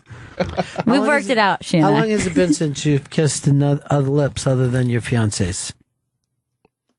9.5 years or something. And that was a dude. That was some hot stud I picked up at some bar. Seriously? No! I just was guessing. God, no. I want to be at this show, see Andy rock the house. Oh, hell yeah. Oh, thank you so much.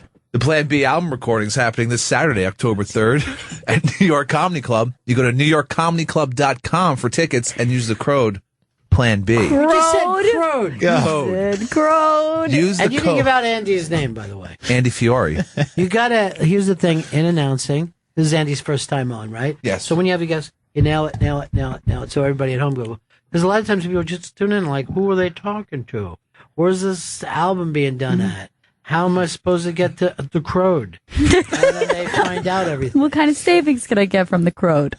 Well, the comedian's Andy Fiori.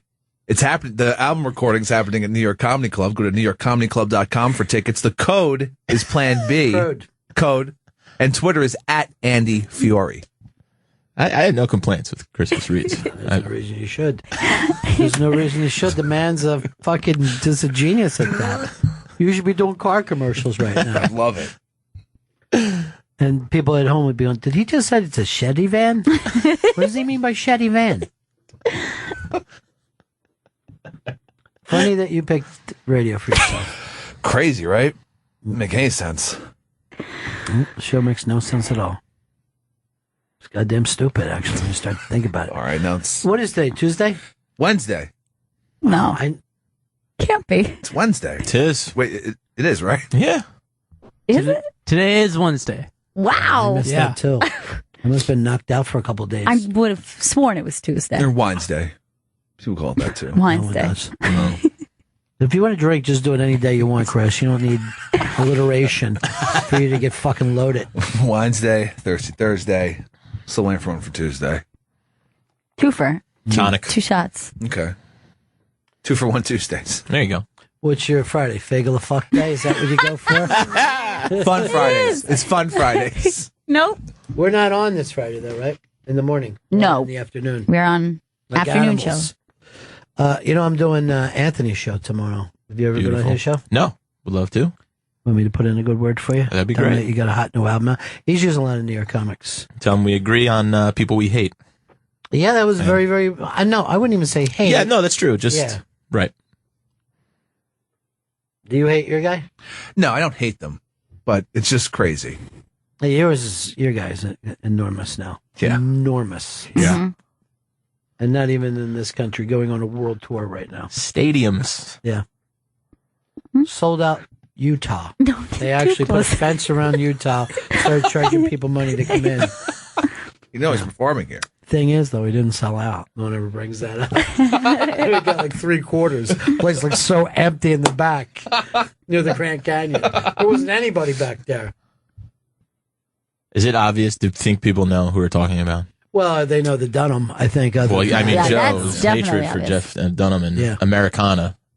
The puppet And is he's done the show before. Mm-hmm. I can't believe. well, then an egg on my face. I'm sorry. We should just wrote down people who aren't successful. And see how this guy's still doing it. Should quit now. Can't believe he didn't quit Open years ago. mics for 4 years. At some point, I wonder if our own Dan Perlman would want to give, even out loud, of somebody that he can't believe their success. Would Dan Perlman, does he have the balls to sit here? Wow. At his point in comedy, he's just now starting to take over. He won Montreal. He's putting out 6 cartoons.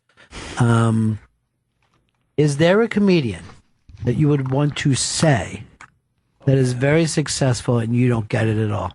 I agree with yours. Completely. Really? Yeah.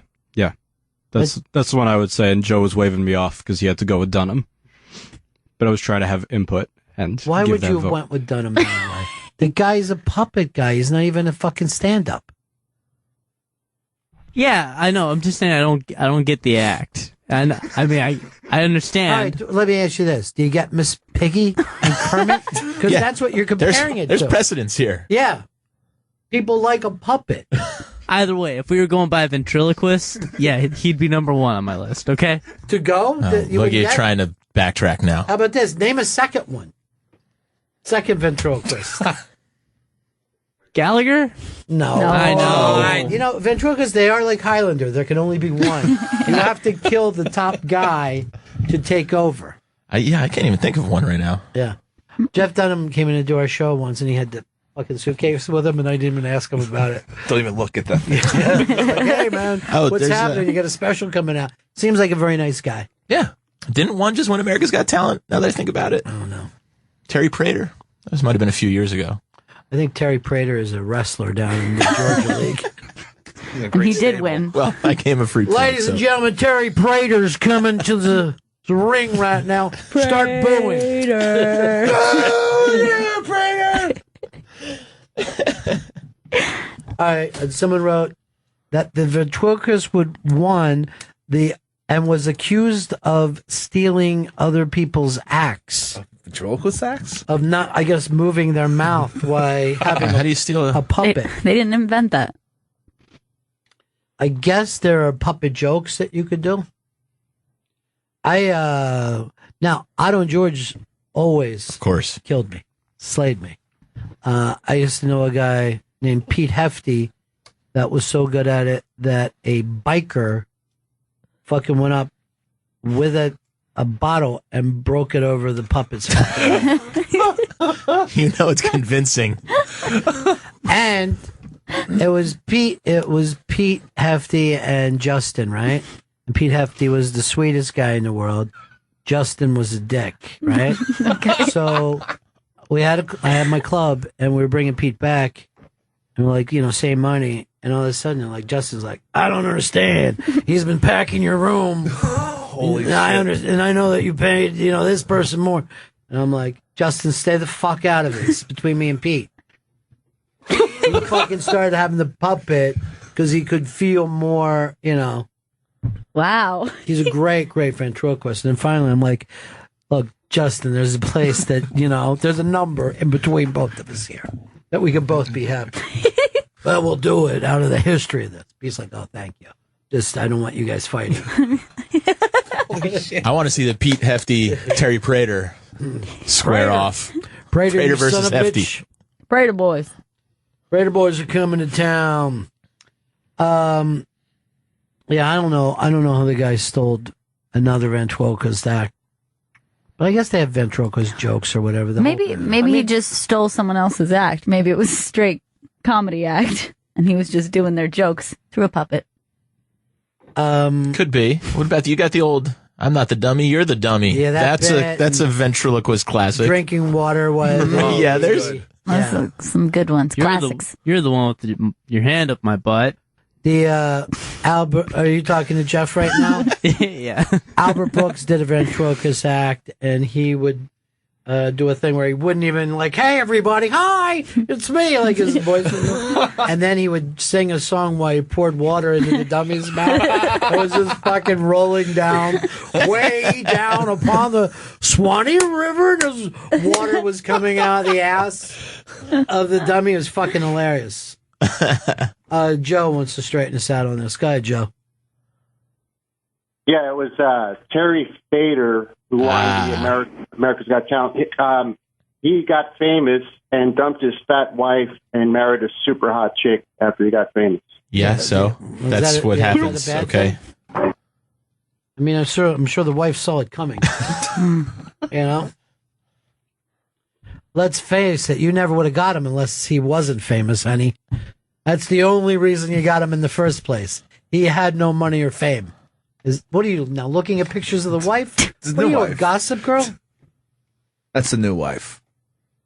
Well, let's see the old wife. Yeah, I like her better. I'm honestly. She looks nice. Yeah, I'm honestly saying I like her better. Wholesome. Yeah, She suits him, that's for sure. Well, you can see he also got rid of that shitty sports coat and got something nice to wear too. The reason that guy popped into my head is 'cause when we actually had him up here doing something for our channels, he had the puppet on his hand and he was using the puppet's mouth in the mic. I go, oh God. Nobody can see you. You don't even need the puppet. But maybe that's a thing. Maybe you have to do it that way. Maybe maybe it's muscle reaction, If you're stupid, you have to. That's the only. I mean, if you really want to be a pro, He's you committed. can know that you're on the radio. And then he's just doing it for you. Yeah. Yes, thank you. Very entertained. That's right. It's a pretty cool voice. This is me laughing on the inside.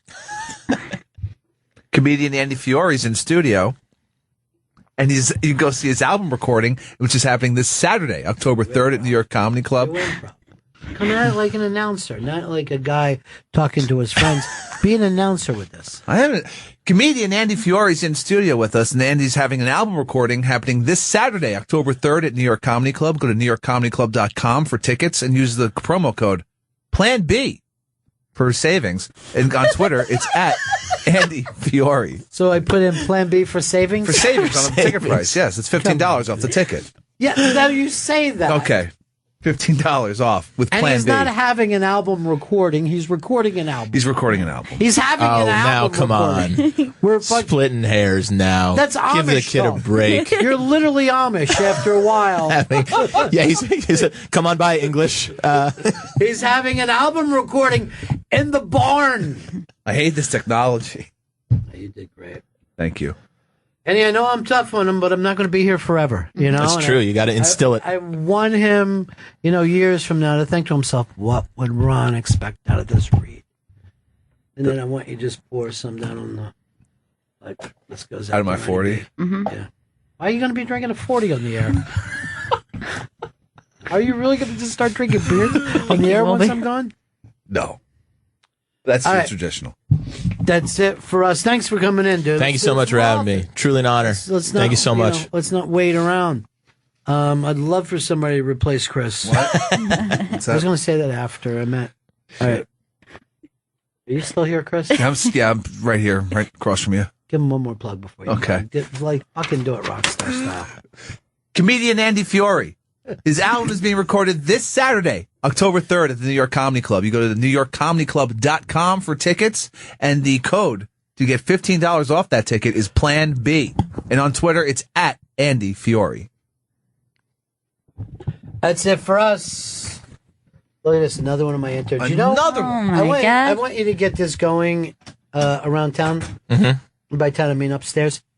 Every time somebody gets hired here, they were one of my interns. There's no show. 1,000% batting average? Yeah. There's no show. Well, if they're a good intern. But no show has put out as many interns into his place as we have. So when Look you're at just sitting around the water cooler, like, hey, you know an interesting fact? Fun fact. Oh, those Bennington show interns sure end up getting hired here. Do you work for that show? What are you doing now? Right now? Yeah. There's a Mercy Me is in the fishbowl. Your life is exciting. It's so exciting. Why is there a Christmas tree there? Because they're doing Christmas music. I'm so confused. Yeah. Well, I was waiting for you to walk down the hall to see it and say something. I saw it. I couldn't I thought I was drunk. I was like, how long have I been doing this show? All right, that's it for us. We'll see you guys again. And listen to us on GPS. That's right, this Saturday. 3 p.m. East. Our first time we're doing a music show. On Deep Tracks, Channel 27. That's going to be a lot of fun. We'll see you guys again in 1974. Ladies and gentlemen, the evening is over. We hope you all enjoyed yourselves, and we'll see you all again in 1974. Good evening!